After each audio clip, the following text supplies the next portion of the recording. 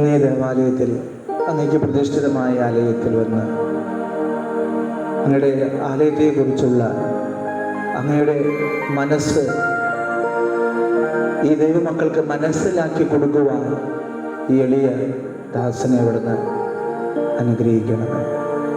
കർത്താവേ, ഈ ആലയത്തിൽ ഇന്ന് ഒരുമിച്ച് കൂടിയിരിക്കുന്ന എല്ലാ ദൈവമക്കളെയും, അവരുടെ ആവശ്യങ്ങളെയും, അവരുടെ ആഗ്രഹങ്ങളെയും, അവരുടെ സങ്കടങ്ങളെയും, ആരോടും പറയാതെ ഉള്ളിൽ കൊണ്ടു നടക്കുന്ന ദുഃഖങ്ങളെയും, അവരുടെ കുടുംബം നേരിടുന്ന പ്രയാസങ്ങൾ, സങ്കടങ്ങൾ എല്ലാം ഈ ആലയത്തിലേക്ക് ചേർത്ത് വെച്ച് പ്രാർത്ഥിക്കും. ദിനവൃത്താന്തത്തിൻ്റെ 2-ാം പുസ്തകം 7-ാം അധ്യായത്തിൽ ദേവാലയത്തിലേക്ക് നോക്കി പ്രാർത്ഥിക്കുമ്പോൾ, ദേവാലയത്തിലേക്ക് കരങ്ങൾ നീട്ടി പ്രാർത്ഥിക്കുമ്പോൾ ദൈവം അത് കേൾക്കുമെന്ന് അരുളി ചെയ്ത ആ വചനത്തിൻ്റെ അഭിഷേകത്തോടെ ഇന്ന് ഈ ആലയത്തിൽ വന്ന് പ്രാർത്ഥിക്കുന്ന മുഴുവനും ദൈവമക്കളെ അവരുടെ ജീവിതത്തിൽ കർത്താവേ വലിയൊരു അത്ഭുതം പ്രവർത്തിക്കണമേ. വിശ്വസിക്കുന്നവരുടെ ജീവിതത്തിൽ അത്ഭുതങ്ങൾ പ്രവർത്തിക്കുന്ന ദൈവമേ, ഭർത്താവോട് ചോദിച്ചു, നീ വിശ്വസിക്കുന്നുവോ? ഈശോയെ, ഈ മക്കളുടെ വിശ്വാസത്തിൽ കർത്താവേ വലിയ അനുഭവങ്ങൾ പകരണമേ എന്ന് പ്രാർത്ഥിക്കുകയാണ്. ഇടവകയിൽ നിന്ന് കടന്നു വരാൻ കഴിയാത്ത എല്ലാ മക്കളെയും, രോഗികളായിട്ടുള്ളവർ, വിദൂര സ്ഥലങ്ങളിൽ ജോലി ചെയ്യുന്നവർ, പഠിക്കാൻ പോയിട്ടുള്ളവർ, അതുപോലെ തന്നെ ഈ ഇടവകയ്ക്ക് വേണ്ടി ഏറെ അധ്വാനം കാഴ്ചവെക്കുന്ന എല്ലാ മക്കളെയും, ദൈവമക്കളെയും സമർപ്പിക്കുന്നു. സാമ്പത്തികമായി ഉദാരമായി ഒരു ദൈവത്തിൻ്റെ ആലയത്തിന് വേണ്ടി നൽകുന്ന ഓരോ കാഴ്ചയ്ക്കും ദൈവമേ സ്വർഗം തുറന്ന് അനുഗ്രഹിക്കണമേ. അത് ഇവർക്ക് ഈ വരുന്ന വർഷങ്ങളിൽ തന്നെ കാണാനുള്ളൊരു കൃപയും കൊടുക്കണം ഈശോ. ഈശോയെ, ആരെങ്കിലും മനസ്സുകൊണ്ടൊക്കെ മാറി നിൽക്കുന്നവരുണ്ടെങ്കിൽ അനുതാപം നൽകി അവർ ചേർത്ത് വിളിക്കണം ഈശോ. ഈശോയെ, ഒരേ ആത്മാവ്, ഒരേ ഹൃദയത്തോടെ, ഒരു കൂട്ടായ്മയോടെ ദൈവത്തിൻ്റെ ആലയ നിർമ്മാണത്തിൽ പങ്കുചേരുന്നവരെ അനുഗ്രഹിക്കണമേ. ഇതിൻ്റെ കൺവീനേഴ്സിനെല്ലാം സമർപ്പിച്ച് പ്രാർത്ഥിക്കുന്നു. ഇതിൻ്റെ നിർമ്മാണ പ്രവർത്തനങ്ങൾക്ക് നേതൃത്വം കൊടുക്കുന്നവരെ സമർപ്പിക്കുന്നു.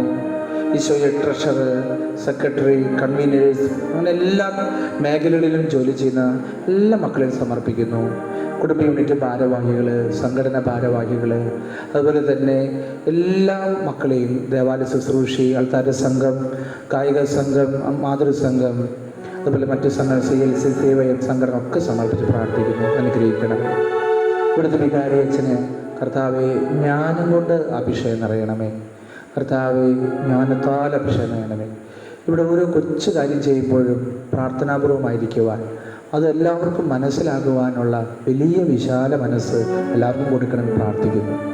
ഈശോയെ, നീ ബൈബിളിലൂടെ ഞങ്ങളോട് പറഞ്ഞിട്ടുണ്ടല്ലോ, ദശാംശങ്ങളും കാഴ്ചകളും കൊടുക്കുമ്പോൾ അതിന് 7 ഇരട്ടിയായിട്ട് സ്വർഗം തുറന്ന് അനുഗ്രഹിക്കുമെന്ന്. ഇവിടുത്തെ പാവപ്പെട്ട ദൈവമക്കൾ ഈ ആലയത്തിലേക്ക് കൊടുത്ത ദശാംശത്തിനനുസരിച്ച്, അങ്ങയുടെ വചനമനുസരിച്ച് 7 ഇരട്ടിയായിട്ട് അവർ അനുഗ്രഹിക്കണമേ. നിന്റെ ദൈവത്തെ പരീക്ഷിക്കരുത് എന്ന് അരുളി ചെയ്തിട്ടുണ്ടല്ലോ.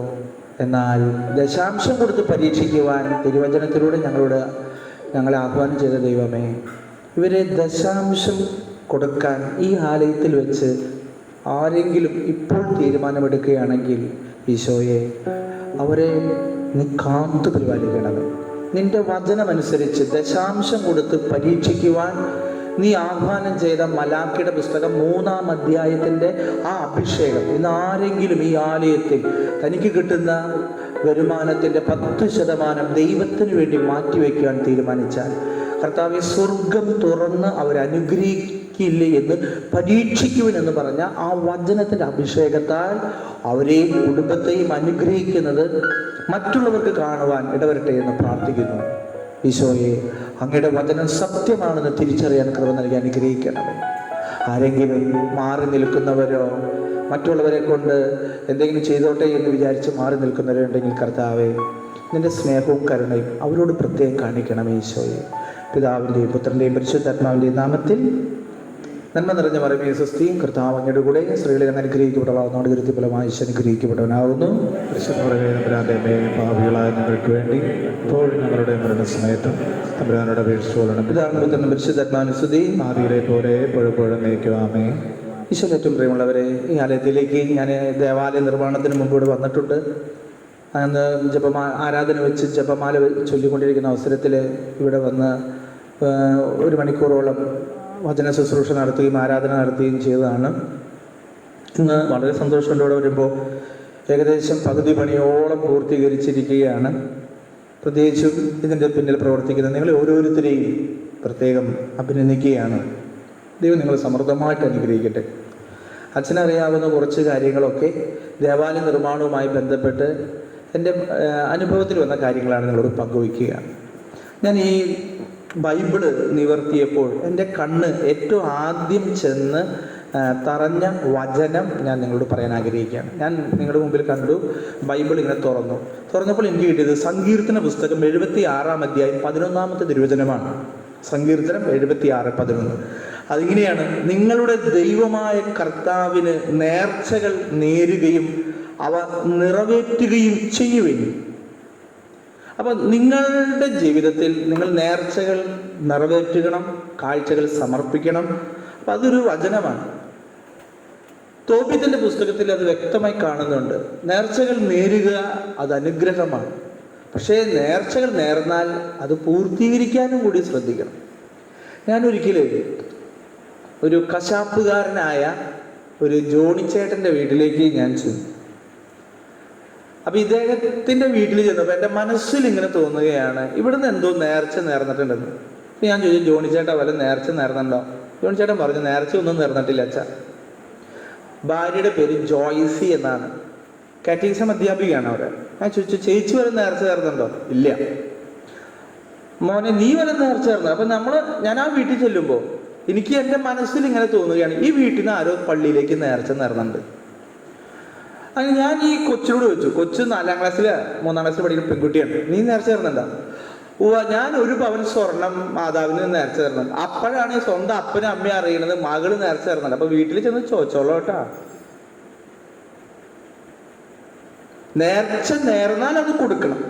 ഇനി കൊടുക്കാൻ പറ്റിയില്ലെങ്കിൽ നിങ്ങൾ വികാരിച്ചിനടുത്ത് കുമ്പസാരിക്കണം. അച്ഛൻ അതനുസരിച്ച്. ഞാനിത് പെട്ടെന്ന് ഇപ്പോൾ ഇത് വന്നപ്പോൾ അങ്ങ് ഓർത്തതാണ്. 2002 നടന്ന ഒരു സംഭവമാണ് ഞാനീ പറയുന്നത്. ഒരു വീട്ടിൽ ചെന്നപ്പോൾ ആ അമ്മയും അപ്പനും പോലും അറിയാതെ കൊച്ചു നേർച്ച നേർന്നാക്കാണ്. ചില ആൾക്കാർ നേർച്ച നേരും, ചിലപ്പോൾ വലിയ ദൈവമേ ഞാൻ മുട്ടുകുത്തി കയറാം, എവിടേക്ക് മല കയറാം, പിന്നെ കയറ്റമൊക്കെ പോയിട്ടുണ്ടാവും. അതുപോലെ തന്നെ വേളാങ്കണ്ണിയിൽ മുട്ടുകുത്തി അഴിയുന്നവരുടെ മുട്ട് കാണുമ്പോൾ തന്നെ മുട്ട് പറിക്കാൻ തുടങ്ങും. അപ്പോൾ ചിലർ അത് മാറ്റും. നേർച്ച നേർന്ന നിറവേറ്റണം, അതാണ് ഒരു പറഞ്ഞത്. അപ്പം ഇന്ന് എനിക്ക് നിങ്ങളോട് പറയുവാനുള്ളത് ആദ്യത്തെ ഒരു കാര്യമാണ്. ഇവിടെ ഈ ദേവാലയ നിർമ്മാണത്തിന് നിങ്ങളെ പ്രാപ്തരാക്കിയ ദൈവത്തിന് നിങ്ങൾ നന്ദി പറയപ്പോഴും നിങ്ങൾ ശ്രദ്ധിച്ചോ, ഈ ദേവാലയ നിർമ്മാണം വരെയുള്ള നിങ്ങളുടെ അവസ്ഥയല്ല. ദേവാലയ നിർമ്മാണം കഴിഞ്ഞു കഴിഞ്ഞാൽ നിങ്ങളെ ദൈവം സമൃദ്ധമായിട്ടും അനുഗ്രഹിക്കും. തീർച്ചയായും നിങ്ങളെ അനുഗ്രഹിക്കും. അത് നിങ്ങൾ പ്രകടമായി കാണാവുന്നൊരു ഇതാണ്. അച്ഛൻ്റെ വീടിൻ്റെ അടുത്തുള്ള ഇടവകയിൽ ഞാൻ 2002 ഒരു വികാരിയായിട്ട് ചെല്ലുമ്പോൾ 50 വർഷങ്ങൾക്ക് മുൻപ്, അവരുടെ ജീവിതത്തിൽ 50 വർഷങ്ങൾക്ക് മുമ്പ് ഒരു ദേവാലയം പണിതു. ഇത്ര പോലും ഇല്ല വലിപ്പം. 50 വീട്ടുകാർക്ക് വേണ്ടി പണിത പള്ളിയാണ്. അപ്പം അത്രയൊന്നുമില്ല. അവർ തലച്ചുമട് കല്ലൊക്കെ കൊണ്ടുവന്ന് അത് പണിതു. കുറച്ച് എന്താ പറയുക, കുടിയേറ്റ മേഖലയാണ് അവിടെ. വെള്ളിക്കുളങ്ങരൊക്കെ കഴിഞ്ഞ് 2 കൈ എന്ന് പറയുന്ന ഭാഗം. പിന്നെ അവിടുന്ന് റോഡില്ല. ശരിക്കും അവിടുന്ന് നിലമ്പൂര് ആ ഭാഗത്തേക്കൊക്കെ ഇങ്ങനെ പോകാം. പിന്നെ അവിടുന്ന് റോഡില്ല, കാടാണ്, റിസർവ്ഡ് ഫോറസ്റ്റ് ആണ്. 225ഓളം ഇടവക്കാരുണ്ട്. റബ്ബറിന് വില 22 രൂപ അല്ലെങ്കിൽ 23 രൂപ റബ്ബറിന്, 1 കിലോ റബ്ബറിന് വില. അപ്പൊ 60 രൂപ വില വന്ന് ആദ്യമായിട്ടാണ് കേരളത്തിൽ റബ്ബറിന് 60 രൂപ വരെ വരുന്നത്. അപ്പൊ ഇവർക്കൊക്കെ ഭയങ്കര സന്തോഷമായി. അങ്ങനെ അവർ വീടുകളൊക്കെ പണിയാൻ തുടങ്ങി. അങ്ങനെ കർഷകരാണ്. ഒരു ധാരാളം മനുഷ്യർക്ക് ഈ റബ്ബർ കൊണ്ടാണ് ജീവിക്കുന്നത്. പക്ഷെ ഇത് 22-23 രൂപയ്ക്ക് വില വന്നു. അപ്പം എനിക്ക് മുമ്പുണ്ടായിരുന്ന അച്ഛൻ ഒരു പള്ളി പണിയാനൊക്കെ ആരംഭം കുറിച്ചു. പണിതിട്ടില്ല. പിന്നെ ഒരു കൂപ്പൺ അടിച്ചിറക്കി. അതിൻ്റെ റിസൾട്ട് ഈസ്റ്ററിൻ്റെ സമയത്താണ്. അതിന് മുമ്പ് തന്നെ ജനുവരിയിൽ അച്ഛൻ മാറ്റത്തിന് പോയി. രണ്ടാമത് വരുന്നത് ഞാനാണ്. അപ്പം എൻ്റെ ജീവിതത്തിൽ എനിക്ക് വളരെയധികം പ്രയാസം തോന്നി. ഇവരാകെ 1,50,000 ഒക്കെ കളക്ട് ചെയ്തിട്ടുള്ളൂ ഈ കൂപ്പൺ വിറ്റിട്ട്. അന്ന് 100 രൂപയുടെ ഒരു കൂപ്പണ്, സമാന കൂപ്പണ്. ഫസ്റ്റ് പ്രൈസ് ഒരു ഹീറോ ഹോണ്ട സ്പ്ലെൻഡർ, അതിനാരും സ്പോൺസറിങ് ഇല്ല. രണ്ടാം സമ്മാനം TV, അതിന് സ്പോൺസറിങ് ഇല്ല. മൂന്നാം സമ്മാനം ഫ്രിഡ്ജ്, അതിന് സ്പോൺസറിങ് ഇല്ല. 51-ാം സമ്മാനം 5 പവൻ സ്വർണം, അതിനും സ്പോൺസറിങ് ഇല്ല. കുക്കർ, സൈക്കിള്, അത് ക്ലോക്ക്, അതിനൊക്കെ സ്പോൺസറിങ് ഉണ്ട് ദൈവാനുഗ്രഹം കൊണ്ട്. അപ്പം ഇവരിങ്ങനെ പിരിച്ചുണ്ടാക്കുന്ന പൈസ മുഴുവനും കൊടുക്കണമല്ലോ എന്ന് വിചാരിച്ച് ഞാൻ ആകെ വിഷമിച്ചു. എൻ്റെ ജീവിതത്തിൽ വലിയൊരു ദൈവമായൊരു അനുഭവം ഉണ്ടായ സമയം അതാണ്. ദൈവാനുഭവം ഉണ്ടായ സമയം. ഞാൻ ആദ്യം എന്ത് ചെയ്തെന്ന് വെച്ചാൽ ഈ കമ്മിറ്റിക്കാരെയൊക്കെ കൊണ്ടുപോയി ഞാനൊരു വലിയൊരു കോടീശ്വരൻ്റെ അടുത്തേക്ക് പോയി. അപ്പം എൻ്റെ ലക്ഷ്യം ഒരു വലിയ പൈസക്കാരൻ്റെ അടുത്ത് പോയാൽ പള്ളി പണിയാൻ എന്നെ സഹായിക്കുമെന്നുള്ളതാണ്. മനുഷ്യനിലല്ല ആശ്രയിക്കേണ്ടത്, ദൈവത്തിലാണ് നമ്മൾ ആശ്രയിക്കേണ്ടത്. പലപ്പോഴും നമ്മുടെയൊക്കെ ജീവിതത്തിൽ നമ്മൾ വലിയ പൈസക്കാരെയും അവരെയൊക്കെ നോക്കും. പക്ഷെ സത്യത്തിൽ ദൈവത്തെയാണ് നമ്മൾ നോക്കേണ്ടത്. അത് എനിക്ക് മനസ്സിലാക്കാൻ കഴിഞ്ഞില്ല. ഞാൻ ഈ വലിയൊരു കോടീശ്വരൻ്റെ വീട്ടിൽ പോയി. അയാളുടെ വകക്കാരനല്ല കേട്ടോ. കാരണം വെച്ചാൽ ഈ ബൈക്കൊക്കെ സ്പോൺസർ ചെയ്യാൻ വെച്ചിട്ട് അവിടെ ചെന്ന് കുറേ നേരം കഴിഞ്ഞപ്പോഴാണ് ഈ മനുഷ്യൻ വരുന്നത്. അപ്പോൾ എൻ്റെ കൂടെ കമ്മിറ്റിക്കാരൊക്കെ ഉണ്ട്. അപ്പോൾ ഇയാൾ വന്ന വശം എന്നോട് ചോദിച്ചു, അച്ഛനോട് നിന്ന് വരണേ, ഞാൻ ഈ വീരഞ്ചിറ പള്ളിയിൽ നിന്നാണ്. എന്താണ് കാര്യം? അങ്ങനെ ഒരു കൂപ്പൺ അടിച്ചിറക്കിയിട്ടുണ്ട്, അപ്പോൾ അതിന് സമ്മാനമൊക്കെ കൊടുക്കണം, കയ്യിൽ പൈസയില്ല, ഇപ്പം എന്തെങ്കിലും സ്പോൺസർ ചെയ്യാമെങ്കിൽ ഉപകാരമായിരുന്നു. ഇയാൾ വേഗം കീശയിൽ കൈയിട്ടു. ഇപ്പം ഞാൻ വിചാരിച്ചു ദൈവമേ വലിയ നോട്ടുകെട്ടൊക്കെ ഇപ്പോൾ എടുക്കാനായിരിക്കും കീശയിൽ കൈയിട്ട്. ഇയാൾ കൈയിട്ട് എടുത്തത് താക്കോലാണ്. താക്കോലിട്ട് വാതിൽ തുറന്ന് ഇയാൾ മുറിയിലേക്ക് കടന്ന് കൈ ഇങ്ങനെ പിടിച്ചിട്ട് എൻ്റെ ഈ വാതിൻ്റെ ഡോർമ ഇങ്ങനെ പിടിച്ചു. അപ്പം എനിക്ക് ഇനി ഇതിൻ്റെ ഇടയിൽ കൂടെ കിടക്കാൻ പറ്റുള്ളൂ. അപ്പം നമ്മളങ്ങനെ കിടക്കാനും പാടില്ലല്ലോ പറയാതെ. ഇയാൾ എന്നോട് പറഞ്ഞു, അച്ഛൻ്റെ പള്ളിനെ സഹായിക്കണോ വേണ്ടേ എന്ന് ഞാൻ എൻ്റെ ദൈവത്തിനോട് ചോദിച്ചിട്ട് പറയാം. അച്ഛൻ പോയിക്കൊള്ളാൻ പറഞ്ഞു. ഇയാൾ വാതിലടച്ചു. വേറെ ഒന്നും പറഞ്ഞില്ല. എന്തൊരു നല്ലൊരു വചന. അച്ഛൻ്റെ പള്ളിനെ സഹായിക്കണോ വേണ്ടേന്ന് ഞാൻ എൻ്റെ ദൈവത്തിനോട് ചോദിച്ചിട്ട് പറയാൻ കണ്ടു. വാതിലടച്ചു. അത് ഞാൻ തിരിഞ്ഞു നോക്കിയപ്പോഴേ എൻ്റെ കൂടെയുള്ള കമ്മിറ്റിക്കാരെ കാണാനില്ല. അവരൊക്കെ ഓടിപ്പോയി. ഞാൻ നോക്കുമ്പോൾ ദൈവമേ, മണവാട്ടി നടക്കണ പോലെ. ഇന്നത്തെ മണവാട്ടി അല്ല കേട്ടോ. ഇന്നത്തെ മണവാട്ടി മണവാളിനൊക്കെ എടുത്ത് ഇങ്ങനെ ടിസ്റ്റൊക്കെ അടിച്ചല്ല നടക്കുക. പണ്ടത്തെ മണവാട്ടികൾ നിലത്തൊക്കെ നോക്കി ഇങ്ങനെ ഞാനിങ്ങനെ ആയപോലെ നടന്നു. ആദ്യമായിട്ട് കമ്മിറ്റിക്കാരെ കൊണ്ടുപോയ ഒരു അനുഭവമാണ്. ഞാൻ നിൽക്കുമ്പോൾ അവരിങ്ങനെ റോട്ടിലെത്തി പോലെ നിൽക്കുകയാണ് എന്നെ സ്വീകരിക്കാനായിട്ട്. ഞാൻ തല പൊന്തിക്കാതെ താഴത്തേക്ക് നോക്കി നടക്കാം. അപ്പം എൻ്റെ അടുത്ത് നിന്നപ്പോൾ അവരൊക്കെ ഈ വലിയ ഉയരമുള്ള ആൾക്കാരൊക്കെ ഉണ്ട്. ഞാൻ വളരെ കൊച്ച്. എൻ്റെ പുറത്ത് തന്നെ പറഞ്ഞു, അച്ഛൻ വിഷമിക്കണ്ട അച്ഛാ, നാളെ മേലാക്കാം അച്ഛൻ ഒറ്റയ്ക്ക് പോയാൽ മതി. ഞാൻ പള്ളി പണീൻ്റെ ആർക്ക് വേണ്ടിയിട്ടാ? ഈ ഇടവക്കാർക്ക് വേണ്ടിയിട്ടാണ്. അപ്പം കമ്മിറ്റിക്കാർ പറയണേ, അച്ഛൻ വിഷമിക്കണ്ട കേട്ടാ, അച്ഛൻ നാളെ മേലാക്കാം ഒറ്റയ്ക്ക് പോയാൽ മതി. ഞാനത് വാക്ക് വലിച്ചു. ഞാൻ ഭവന സന്ദർശനത്തിനൊക്കെ പോയപ്പോൾ ഒറ്റയ്ക്ക് പോയ പൈസ പിരിവെടുത്തതൊക്കെ ഒറ്റയ്ക്ക് തന്നെയാണ്. രണ്ടാമത് ഞാനിത് പറയുന്നത് നമ്മൾ ദൈവത്തിനോട് ചേർന്ന് നിന്നാലാണ് ആ കൃപ നമുക്ക് കിട്ടുകയുള്ളൂ എന്ന് പറയാൻ വേണ്ടിയിട്ടാണ്. പ്രിയമുള്ളവരെ, അപ്പം ഞാൻ രണ്ടാമതെന്ന് വെച്ചാൽ എന്നെ ഇഷ്ടപ്പെടുന്ന ഒരു കുടുംബം ഇടയ്ക്കിടയ്ക്ക് എന്നെ കാണാൻ വരും. ഒരമ്മ, പ്രായം ചെന്നൊരമ്മയാണ്. 5 പെൺകുട്ടികളും സിസ്റ്റേഴ്സാണ്. അപ്പം ഈ അമ്മ സഞ്ചിയിൽ അരിപ്പൊടിയായിട്ട് കൊണ്ടുവരും. കുറ്റിക്കാട് ഇടവകയെന്ന്. ഞാൻ കുറ്റിക്കാട് നിന്നാണ് ഈ സ്ഥലത്തേക്ക് മാറിപ്പോയത്. അപ്പോൾ ഒരു ദിവസം ഈ അമ്മയുടെ മകളൊരു വേറെ സിസ്റ്ററും കൂടി വരികയാണ് എന്നെ കാണാനായിട്ട്. കാണാൻ വന്നപ്പോൾ പരിചയമുള്ള സിസ്റ്റർ, അല്ലെങ്കിൽ അമ്മച്ചിയുടെ മകളെ എനിക്കറിയാലോ. കൂടെയുള്ള സിസ്റ്ററിന് പേര് വെച്ചപ്പോൾ എന്തോ പേരൊക്കെ പറഞ്ഞു. ഈ സിസ്റ്റേഴ്സിൻ്റെ പേരൊക്കെ ഓർത്തിരിക്കാൻ ഭയങ്കര പാടാണ്, നമുക്ക് വലിയ ബുദ്ധിയൊക്കെ വേണം. അപ്പോൾ സിസ്റ്റർ പറഞ്ഞു ഞാൻ അടുത്ത മാസം ഇറ്റലിക്ക് പോകാമെന്ന് പറഞ്ഞു. അത് കേട്ടപ്പോൾ എൻ്റെ മുഴുവനും എന്തെന്ന് പറയണ്ടേ ഒരു താല്പര്യം, ആഗ്രഹം ഇറ്റലിക്ക് പോണ സിസ്റ്ററിനോടായി. കാരണം വെച്ചാൽ ഈ സിസ്റ്റർ ഇറ്റലി പോയാൽ എനിക്ക് എന്തെങ്കിലും പള്ളിക്ക് കിട്ടുമല്ലോ എന്നുള്ള ഒരു നല്ലൊരു ആഗ്രഹം, ആത്മാർത്ഥമായൊരു താല്പര്യം എനിക്കുണ്ടായി. ഞാൻ അങ്ങനെ എൻ്റെ ഇടവക്കാരോട് പറഞ്ഞു, ചേട്ടാ കോഴി ശരിയാക്ക്, പോർക്ക് ശരിയാക്ക്, മീൻ വയ്ക്കുകയും വറക്ക്, ഒരു സിസ്റ്റർ ഇറ്റലിക്ക് പോകുന്നുണ്ട്. അങ്ങനെ കയ്യിലെ കാശും കൊടുത്ത് നമ്മൾ ഇതൊക്കെ മേടിച്ചു. പ്രിയമുള്ളവരെ, അന്ന് 1100 രൂപയാണ് അലവൻസ്. ഒരു മാസത്തിൽ 1100. അതിൽ നമ്മൾ വേണ്ട പെട്രോൾ അടിക്കണം, ഫുഡിന് മഠത്തിൽ പൈസ കൊടുക്കണം. അപ്പം ഇതിൽ നിന്ന് ഒരു 500 രൂപ ചിലവാക്കി കോഴി പോത്തും മീനൊക്കെ മേടിച്ച് സിസ്റ്ററിനെ അങ്ങോട്ട് സൽക്കരിച്ചു. അപ്പം സിസ്റ്ററോട് പറഞ്ഞു, സിസ്റ്ററേ ഇറ്റലിയിൽ ചെല്ലുമ്പോൾ എന്നെ ഓർക്കണം എന്നല്ല പറഞ്ഞേ, ഈ പള്ളീനെ ഓർക്കണം എന്നാണ് ഞാൻ ഈ സിസ്റ്ററോട് പറഞ്ഞത്. സിസ്റ്റർ പറഞ്ഞു, അച്ഛൻ ഒന്നും കൊണ്ട് പേടിക്കണ്ട, ഞാൻ എൻ്റെ അപ്പനോട് പറയാമെന്ന് പറഞ്ഞു. എൻ്റെ കർത്താവേ, ഇത്രയും വലിയ അപ്പനാണോ സിസ്റ്റർക്കുള്ളത്? സാധാരണ നമ്മളൊരു സിസ്റ്ററോട് പറയാറുണ്ട്, സിസ്റ്റർ പറയും ഞാൻ മദറോട് പറയട്ടെ, മദറോട് പറയുമ്പോൾ പറയും മദർ പറയും ഞാൻ പ്രൊവിൻഷ്യാളമ്മോട് പറയട്ടെ, അങ്ങനെ മിക്കതും കിട്ടും. അപ്പം ഞാനിങ്ങനെ ഗൾഫുകാരുടെ ഭാര്യ പോസ്റ്റ്മാനെ നോക്കണ പോലെ ഞാൻ എല്ലാ ദിവസവും പോസ്റ്റ്മാനെ നോക്കിയിരിക്കും, എല്ലാ ദിവസവും. പണ്ട് കാലത്തൊക്കെ ഫോണൊന്നും ഇല്ലല്ലോ. അപ്പൊ ഗൾഫിൽ പോയ മനുഷ്യന്റെ ആ കെട്ടിയോന്റെ എഴുത്തിലിങ്ങനെ നോക്കിയിരിക്കും പോസ്റ്റ്മാൻ. ആ എഴുത്ത് കിട്ടിയാൽ അതിങ്ങനെ വായിച്ച് നെഞ്ചത്ത് വെച്ച് ഇതൊരു സന്തോഷം പറയും. പിറ്റേ ദിവസം അവർ നോക്കിക്കും, പോസ്റ്റ്മാനെ കാണാനില്ലല്ലോ, ചിലപ്പോൾ ഒരു എഴുത്തും കൂടി എന്തെങ്കിലും കിട്ടിയാലോ എന്ന് വിചാരിച്ചിട്ടേ. ഇതുപോലെ ഞാൻ പോസ്റ്റ്മാനെ നോക്കാൻ നിൽക്കുക. അത് അവിടുത്തെ ഒരു മേഡമാണ്. അപ്പൊ ചോദിച്ചാൽ എന്താ അച്ഛൻ എല്ലാ ദിവസങ്ങളും നോക്കണേ? അല്ല, എനിക്കൊരു ഡ്രാഫ്റ്റ് ഉണ്ടോ എന്ന് അറിയാൻ വേണ്ടി ഇങ്ങനെ നോക്കണം. അച്ഛൻ പേടിക്കണം, അച്ഛനുണ്ടാകുമ്പോൾ ഞാൻ അങ്ങോട്ട് കൊണ്ടു തരും.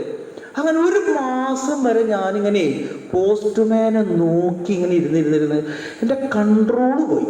ഞാൻ ഉടനെ തന്നെ മറ്റേ സിസ്റ്ററെ വിളിച്ചു, സിസ്റ്ററെ മറ്റേ സിസ്റ്റർ ഇറ്റലിക്ക് പോയിട്ടുണ്ടല്ലോ, ഇതുവരെയ്ക്കും ഒരു തെളിവ് പോലും കിട്ടിയിട്ടില്ലല്ലോ. എന്താ വെച്ചാൽ ഉദ്ദേശിച്ചേ? അല്ല, ഇറ്റലിക്കൊക്കെ പോയ സിസ്റ്ററോട് ഞാൻ പറഞ്ഞിട്ടുണ്ടായിരുന്നു ഈ പള്ളിക്കൊക്കെ വേണ്ടി എന്തെങ്കിലുമൊക്കെ ഒന്ന്. അപ്പൊ അപ്പനോട് പറയാന്നാ പറഞ്ഞേ. അതെ, അച്ഛനപ്പോ എന്താ പ്രതീക്ഷിക്കുക? അല്ല, ഒരു 10 ലക്ഷമൊക്കെ കിട്ടുമെന്ന് പ്രതീക്ഷിക്കുന്നു. മിനിമം 10 ലക്ഷം, 2000. പള്ളിക്കാകെ 35 ലക്ഷം വേണ്ടോ? ഈ സിസ്റ്ററിന് വലിയ പൈസ ഉള്ളതാന്ന് വെച്ചാൽ. അപ്പൊ ഈ സിസ്റ്റർ എന്നോട് പറഞ്ഞേ, അച്ഛാ അത് അപ്പനോട് പറയാന്ന് പറഞ്ഞാൽ സ്വർഗസ്ഥനായ പിതാവിനോട് പറയാന്നാണ് ആ സിസ്റ്റർ ഉദ്ദേശിച്ചത്. എന്റെ ദൈവമേ, ഭൂമി പിളർന്ന അപ്പ ആദ്യം പോവാനായിട്ട് എനിക്ക് തോന്നി. ഞാൻ ഇതൊക്കെ വിചാരിക്കുന്നുണ്ടോ? ഏത് കയ്യിലെ കാശും കൊടുത്തിട്ട് കോഴിയിറച്ചിയും, ഇത് പുറത്തേക്ക് വിടരുതിട്ടാ, കയ്യിലെ കാശും കൊടുത്ത് കോഴിയിറച്ചിയും പോത്തിറച്ചിയും മീനും വെച്ചും വെറുതെ സിസ്റ്ററിന് സപ്പോർട്ട് കൊടുത്ത. പിന്നെ എൻ്റെ അമ്മയുടെ മോളല്ലേ വന്നാക്കണേ. ഇത് സ്വന്തം അപ്പനാന്ന് വിചാരിച്ചിട്ടല്ലേ ഇങ്ങനെ ചെയ്യണേ. സ്വർഗസ്ഥനായ പിതാവാണെങ്കിൽ ഞാൻ പരിപ്പ് കുത്തി പൊടിച്ച് കാച്ചി കൊടുക്കലുള്ളൂ സിസ്റ്ററിന്. എൻ്റെ കയ്യിലെ കാശും പോയി, നാണം കിട്ടു ദൈവമേ. ഞാനപ്പം ആലോചിച്ചേ, ഇത്രയും വലിയ ബന്ധാണോ? കാരണം എൻ്റെ അപ്പൻ എന്നൊക്കെ പറഞ്ഞു കഴിഞ്ഞാൽ ഞാനൊരു 45 കിലോമീറ്റർ ബൈക്ക് ഓടിച്ച് വീട്ടിൽ വരും. എൻ്റെ വീടിവിടെ അടുത്താണ്, പുറത്തിശ്ശേരി എഴുത്താണി കഴിഞ്ഞപ്പുറത്ത്. അപ്പോൾ ഞാൻ ചോറുണ്ട് അവിടെ ഇത്തിരി കിടന്ന് വിശ്രമിച്ചിട്ട് അപ്പനോട് പറയും ഞാൻ പോവാണ് കേട്ടോ അപ്പം. അപ്പം അപ്പൻ പറഞ്ഞു പോയിക്കോ. ആ പോട്ടെ അപ്പാ, നീ പോയിക്കടാ. പിന്നെ എന്തോ മനസ്സിലാവില്ല എന്ന് എനിക്ക് തോന്നുന്നു. അപ്പം ഞാൻ പറഞ്ഞു അപ്പം അങ്ങനെയൊക്കെ പോകാൻ പറ്റും, എന്തെങ്കിലുമൊക്കെ താന്ന് പറഞ്ഞ അപ്പൻ്റെക്ക് 500 രൂപ 1000 രൂപ മേടിക്കും പെട്രോൾ അടിക്കാനേ. 2-3 പ്രാവശ്യം വന്നപ്പോൾ എൻ്റെ അപ്പന് എന്നെ കുറിച്ച് വളരെ നല്ല മതിപ്പായി. അങ്ങനൊരു ദിവസം ഞാൻ അപ്പനോട് പറഞ്ഞു, അപ്പ ഞാൻ പോട്ടെ, നീ പോയിക്കോ. പോവാപ്പാ, നീളത്തൊക്കെ താ. അപ്പം എൻ്റെ അപ്പൻ പറഞ്ഞു, മോനെ വലിയ ഉത്തരവാദിത്തമല്ലേ നിന്നെ ഏൽപ്പിച്ചാക്കണേ. അവരോട് പള്ളിപ്പണിയൊക്കെയാണ്. അപ്പം നീ എങ്ങനെ ഇവിടെ വന്ന് ഇങ്ങനെ ഭക്ഷണം കഴിച്ച് ഇവിടെ കിടന്നാൽ ശരിയാവുക? നിങ്ങൾക്ക് ഒരു 3-4 മാസം കൂടുമ്പോൾ ഇവിടേക്ക് വന്നാൽ മതിയില്ലേ? അതാണ് എൻ്റെ അപ്പൻ. അപ്പനാണ് ഈ സിസ്റ്റർ പറയുന്നത് ഞാൻ എൻ്റെ അപ്പനോട് പറയാന്ന് പറയുമ്പോൾ ഞാൻ ഇങ്ങനെ മനസ്സിലൊരു മാസം, എന്തൊരു തങ്കപ്പെട്ട അപ്പൻ അല്ല, ഇങ്ങനെയുള്ള അപ്പന്മാരെയൊക്കെ. പിന്നെ ഇത് അറിഞ്ഞപ്പോഴല്ലേ മനസ്സിലായത് സ്വർഗസ്ഥനായ പിതാവിനോടാണ്. അങ്ങനെ രണ്ടാമത്തെ ഒരു അനുഭവത്തിലൂടെ എനിക്ക് മനസ്സിലായി ദൈവത്തിനോടാണ് ഞാൻ കൂടുതൽ അടുക്കേണ്ടത്, മനുഷ്യരോടല്ല. മൂന്നാമത്തെ അനുഭവം എന്ന് വെച്ച് കഴിഞ്ഞാൽ, ഞാൻ ഈ കേരളത്തിൽ ഒരു ചാണക്യനുണ്ട്, രാഷ്ട്രീയ ചാണക്യൻ. അദ്ദേഹം കരിക്കുമ്പോഴാണ് കൂടുതലും കുടിക്കുക. ഹൈവേയുടെ അടുത്തുള്ള ക്ഷേത്രത്തിൽ പോയി ഇങ്ങനെ ഇടയ്ക്ക് തൊടാറുണ്ട്. അപ്പം അദ്ദേഹത്തിൻ്റെ ഒരു മകൻ നല്ല പോളിച്ചുള്ളതാണ്. അപ്പം ഞാൻ ആ മകളുടെ അടുത്ത് പോയാൽ എന്തെങ്കിലും പറഞ്ഞാൽ, ചിലപ്പോൾ നന്ദിലത്ത് ഗോപിന് വല്ല മാനസാന്തരയ്ക്ക് ഉണ്ടായി ഒരു ബൈക്കൊക്കെ കിട്ടിയാലോ, അങ്ങനെ അവർക്ക് കുറേ ഷോറൂമൊക്കെ ഉള്ളതല്ലേ, അതല്ല TV ഫ്രിഡ്ജൊക്കെ ഫ്രിഡ്ജൊക്കെ തന്നാലോ എന്ന് വിചാരിച്ച് ഞാനിങ്ങനെ മനസ്സിൽ വിചാരിച്ചു, ഈ രാഷ്ട്രീയ ചാണക്യൻ്റെ മകളുടെ വീട്ടിൽ പോയിട്ട് പോയി. അപ്പോൾ അവർ എറണാകുളത്തെ താമസിക്കും. ഞാനിതൊക്കെ അന്വേഷിച്ച് കണ്ടുപിടിച്ച് ഇവരുടെ സെക്രട്ടറിൻ്റെ അടുത്ത് പോയി. സെക്രട്ടറി അടുത്തത് പറഞ്ഞു അവർ വലിയ ആളുകളാണ്, അപ്പം നമ്മളൊക്കെ പോയാൽ അത് അവർ പെട്ടെന്നൊന്നും കാണാൻ പറ്റില്ല. അപ്പം എനിക്ക് മനസ്സിലായി നമ്മുടെ വിലയും അവരുടെ വിലയും നമുക്ക് അന്ന് മനസ്സിലായി. അവർ വലിയ ആൾക്കാരാണ്, അപ്പോൾ പെട്ടെന്നൊന്നും കാണാൻ പറ്റില്ല എന്ന്.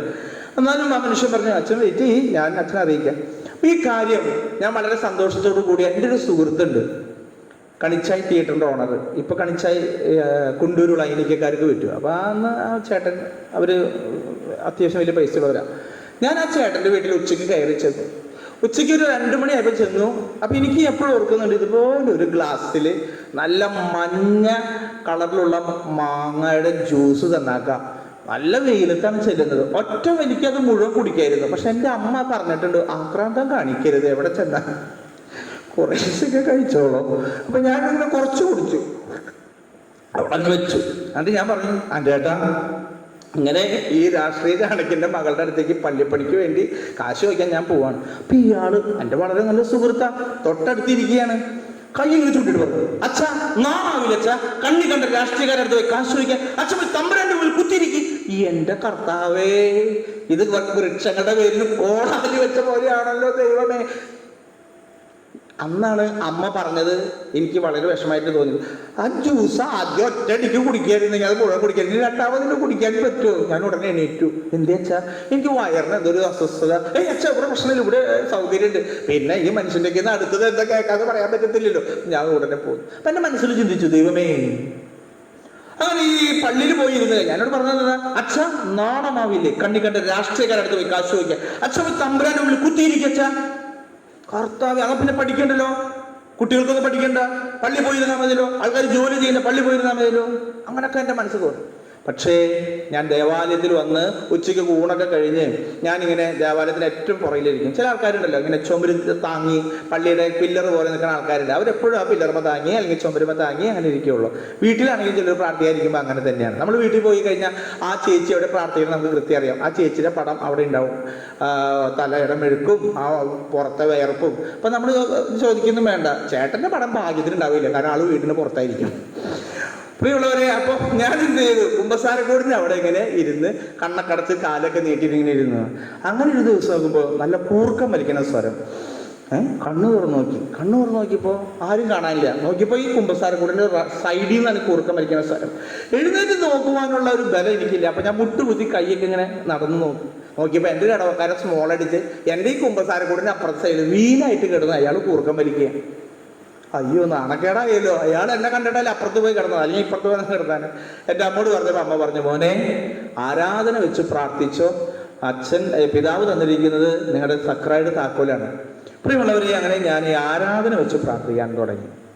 നിങ്ങളുടെ ഈ ആലയത്തിൽ ഒരു പ്രാർത്ഥനയുടെ അനുഭവം ഉണ്ടായിക്കഴിഞ്ഞാൽ ഇതെല്ലാം ഭംഗിയായി നടക്കുമെന്നുള്ളതിന് ഏറ്റവും വലിയ ദൃഷ്ടാന്തം എൻ്റെ ഒരു അനുഭവമാണ്. ഞാൻ ഒരിക്കലും ഒരാളുടെ വീട്ടിൽ പിന്നെ പൈസയ്ക്ക് പോയിട്ടില്ല.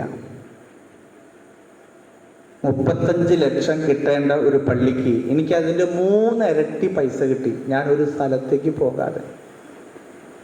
എൻ്റെ ഇടവക്കാർ 18 അല്ലെങ്കിൽ 21 ലക്ഷത്തിനിടയിലുള്ള പൈസ തന്നിട്ടുള്ളൂ. ബാക്കി 97 ലക്ഷം രൂപ, ഇന്നത്തെ 8 കോടി രൂപയും കണക്കാക്കാം, ഞാനൊരാളുടെ വീട്ടിൽ കാശ് വയ്ക്കാൻ പോയില്ല. എൻ്റെ ജീവിതത്തിൽ ഞാൻ ദൈവത്തിൻ്റെ മുമ്പിലേക്ക് കടന്നു വന്നു. ഞാനിത് പറയുമ്പോൾ നിങ്ങളുടെ മനസ്സിൽ തോന്നും, അങ്ങനെയാണെങ്കിൽ ജോമിനച്ചൻ തന്നെ ഇരുന്ന് പ്രാർത്ഥിക്കണം. അല്ല, നിങ്ങൾ വന്ന് ആലയത്തിൽ വന്ന് പ്രാർത്ഥിക്കണം. നിങ്ങൾക്ക് വേണ്ടി ഇടയൻ അധ്വാനിക്കുന്ന ഒരു ആലയം അനുഗ്രഹീതമായി മാറണം. ഞാൻ ആദ്യമൊക്കെ പ്രാർത്ഥിക്കാൻ ആരും ഉണ്ടായിരുന്നില്ല. ഉച്ചയ്ക്കല്ലേ 2 മണിക്ക്. പക്ഷേ ആളുകളൊക്കെ വരാൻ തുടങ്ങി, അവരറിയാൻ തുടങ്ങി. അങ്ങനെ ധാരാളം മനുഷ്യർ വരാൻ തുടങ്ങി. അങ്ങനെ അവരൊക്കെ വന്നിരുന്ന് പ്രാർത്ഥിക്കാൻ തുടങ്ങി. ഞാൻ ആരെയും നിർബന്ധിച്ചിട്ടില്ല, പക്ഷെ പള്ളിയിൽ ആരാധന എടുത്ത് വയ്ക്കും. അപ്പം അങ്ങനെ വെച്ചപ്പോൾ ഇടവകക്കാർക്ക് അനുഗ്രഹങ്ങൾ കിട്ടാൻ തുടങ്ങി. അത് പറയാൻ വേണ്ടിയിട്ട് ഞാൻ വരുന്നത്. നിങ്ങളുടെ ഈ ആലയത്തിൽ നിങ്ങൾ പ്രാർത്ഥിക്കാൻ തുടങ്ങുമ്പോൾ ഈ ആലയത്തിൽ അനുഗ്രഹങ്ങൾ വർഷിക്കാൻ തുടങ്ങും. ദൈവത്തിനോട് ചേർന്ന് നിന്നാൽ ദൈവം നിന്നോട് ചേർന്ന് നിൽക്കും. യാക്കോബിന്റെ ലേഖനം 4-ാം അധ്യായം 8-ാമത്തെ വാക്യം. ഞാൻ ഈ ദൈവത്തിനോട് ചേർന്ന് നിൽക്കാൻ തുടങ്ങി, ഇടവക്കാർ ചേർന്ന് നിൽക്കാൻ തുടങ്ങി. പ്രിയമുള്ളവരെ, നിങ്ങൾ വിശ്വസിക്കുമെന്ന് എനിക്കറിയത്തില്ല, 4 പേരാണ് ആകെ വിദേശത്തുള്ളത്. 225 ഇടവക്കാരുള്ളതിൽ 4 പേരാണ് വിദേശത്തുള്ളത്. ബാക്കിയുള്ളവരൊക്കെ ഈ പറമ്പിലും പാടത്തും പണിയെടുക്കുന്നവര് വാറ്റുചാരായം. ഞാൻ പള്ളിയിൽ പറഞ്ഞു, കള്ളത്തരത്തിന്റെ 10 പൈസ ഇവിടെ ഇടരുത്. കള്ളത്തരത്തിന്റെ 10 പൈസ ഇടരുത്. വാറ്റുചാരായം, മരം മുറിക്കാൻ പോവുക, അങ്ങനെയുള്ള പരിപാടികളൊക്കെയാണ്. ആനക്കൊമ്പ് വേട്ട. പക്ഷെ ഇപ്പം അങ്ങനെയില്ല, ആ സമയത്തില്ല, പടയ്ക്ക് നിർത്തി, ആനക്കൊമ്പ് പരിപാടിയൊക്കെ നിർത്തി. പക്ഷെ ആനേനെ കൊന്ന ഒത്തിരി പേരുണ്ടായിരുന്നു. അതൊക്കെ അവർക്ക് കേസാണ്. ഓക്കെ, ഇപ്പോഴും കേസ് കൂട്ടുണ്ടോ എന്ന് എനിക്ക് അറിഞ്ഞുകൂടാ. പക്ഷെ ഞാൻ ചില സമയത്തൊക്കെ നിർത്തി. പക്ഷെ എങ്കിലും വാറ്റുചാരായൊക്കെ ഉണ്ടായിരുന്നു. ഞാൻ പറഞ്ഞു, കള്ളത്തരത്തിന്റെ 10 പൈസ ഇവിടെ ഇടരുത്. 22 മാസം കൊണ്ട് പള്ളിപ്പണി കഴിഞ്ഞ പ്രിയമുള്ളവരെ, ഒരു 10 പൈസ പോലും എടുക്കാനില്ലാത്തടത്ത് ദൈവാനുഗ്രഹം. അപ്പൊ ആദ്യം നിങ്ങൾ എന്ത് ചെയ്യണം? ഈ ദേവാലയത്തിന് വേണ്ടി നിങ്ങൾ പ്രാർത്ഥിക്കണം. ഈ ദേവാലയം എന്നുള്ളത് ഒരു വലിയൊരു അഭിഷേകമാണ്. നമ്മളൊരു വീട് പണിയുന്നത് പോലെയോ ഒരു കടമുറി പണിയുന്നത് പോലെയോ നിങ്ങൾ ആരും ഇതിലേക്ക് നോക്കിക്കാണരുത്. ഇതൊരു ദൈവത്തിന് ഒരു ആലയം ഉണ്ടാകാൻ വേണ്ടി ദൈവം ആഗ്രഹിച്ചിരിക്കുന്ന ഒരു സ്ഥലമാണ്. അപ്പൊ അതുകൊണ്ട് നിങ്ങൾ ദൈവത്തിലേക്ക് അടുക്കും തോറും ദൈവം നിങ്ങളുടെ അരികിലേക്ക് അടുക്കുന്ന ഏറ്റവും വലിയ സുന്ദരമായ ഒരു അനുഭവമാണ് ദേവാലയ നിർമ്മാണം. ഞാനത് പറയാൻ കാരണം, എനിക്ക് ഇന്ന് ദൈവത്തിനോട് ഇത്രയും അടുപ്പമുണ്ടാകാൻ കാരണം, ആ ഇടവക്കാർക്ക് ഇത്രയും ദൈവത്തിനോട് അടുപ്പമുണ്ടാകാൻ കാരണം, ഈ ദേവാലയ നിർമ്മാണത്തിന്റെ പേരിൽ അവർ ദൈവാലയത്തിലേക്ക് കൂടെ വരുവാൻ തുടങ്ങി, പ്രാർത്ഥിക്കുവാൻ തുടങ്ങി, ദൈവത്തിനൊരു ഭവനം പണിയാൻ തുടങ്ങിയപ്പോൾ ഞാൻ കണ്ട കാഴ്ച, ഇന്ന് ഒരു 50 പേരെങ്കിലും ആ ഇടവകയിലുള്ളവർ യൂറോപ്പിലും അമേരിക്കയിലുമാണ്. ഒരു 50 പേരെങ്കിലും. എന്നാൽ ഞാൻ പള്ളി പണിയാൻ ചെന്നപ്പോൾ 4 പേരിൽ 4 ഇല്ല, ഒരാൾ മുട്ടയടിച്ച വന്നേ, കാരണം എന്തായാലും ജയിലിൽ കിടന്നിട്ടേ. എന്നാൽ ഇന്ന് 50ഓളം പേര് യൂറോപ്പിലാണ് ആ ഇടവകയിലുള്ളത്. 50നേക്കാൾ കൂടുതലുണ്ടാകാൻ വഴിയുള്ളൂ. എന്തുമാത്രം അനുഗ്രഹങ്ങളാണ്. ഞാൻ ആ ഇടവകയിൽ നിന്ന് പള്ളിപ്പണി കഴിഞ്ഞ് മാറിയപ്പോഴാണ് 250 രൂപ വരെ റബ്ബറിന് വില കയറിയത്. അപ്പൊ ദൈവത്തെ പരീക്ഷിക്കുവാനുള്ളൊരു സമയം ഇന്ന് ഈ ഇടവകയിൽ നിങ്ങൾക്ക് ലഭിച്ചിരിക്കുകയാണ്. നിങ്ങൾ ആരെയും നോക്കരുത്. അവരെത്ര കൊടുത്തു, ഇവരെത്ര കൊടുത്തു. ആളുകൾ ചിലപ്പോൾ അങ്ങനെയൊക്കെ നോക്കും. അവൻ വലിയ പൈസക്കാരനാണ്, എന്ത് കൊടുത്തു. നിങ്ങൾ അവരെ ഒന്നും നോക്കണ്ട. നിങ്ങൾക്ക് ഏറ്റവും കൂടുതൽ അനുഗ്രഹം കിട്ടണോ, നിങ്ങൾ ആ പള്ളിയിലേക്ക് കൊടുത്തോ. അതാണ് ഇന്ന് ഒരു വചനം കിട്ടിയത്. നിങ്ങൾ നേരത്തെ നിറവേറ്റുവിൻ, അപ്പോൾ തന്നെ ദൈവം നിങ്ങളെ അനുഗ്രഹിക്കും. പ്രഭാഷകന്റെ പുസ്തകം 35-ാം അധ്യായത്തില് പ്രിയമുള്ളവരെ വലിയ ഒരു സത്യം അവിടെ നമ്മൾ ഓർമ്മപ്പെടുത്തണം. പ്രഭാഷകന്റെ പുസ്തകം 35-ാം അധ്യായം. കർത്താവിനെ മനം തുറന്ന് മഹത്വപ്പെടുത്തുവിൻ. നമ്മൾ നന്ദി പറയണം. നമുക്ക് കിട്ടിയിരിക്കുന്ന അനുഗ്രഹങ്ങൾ, നിങ്ങൾക്ക് കിട്ടിയിരിക്കുന്ന ജോലി, നിങ്ങൾക്ക് കിട്ടിയിരിക്കുന്ന തൊഴില്, നിങ്ങൾക്ക് കിട്ടിയിരിക്കുന്ന ആരോഗ്യം. പ്രിയമുള്ളവരെ, ശനിയാഴ്ച ഒമാനിലേക്ക് പോകേണ്ട ഒരു മകളാണ്. 17 വയസ്സ് പ്രായമുള്ളൊരു മകളാണ്. എനിക്കറിയാവുന്ന ഒരു പെൺകുട്ടിയാണ്.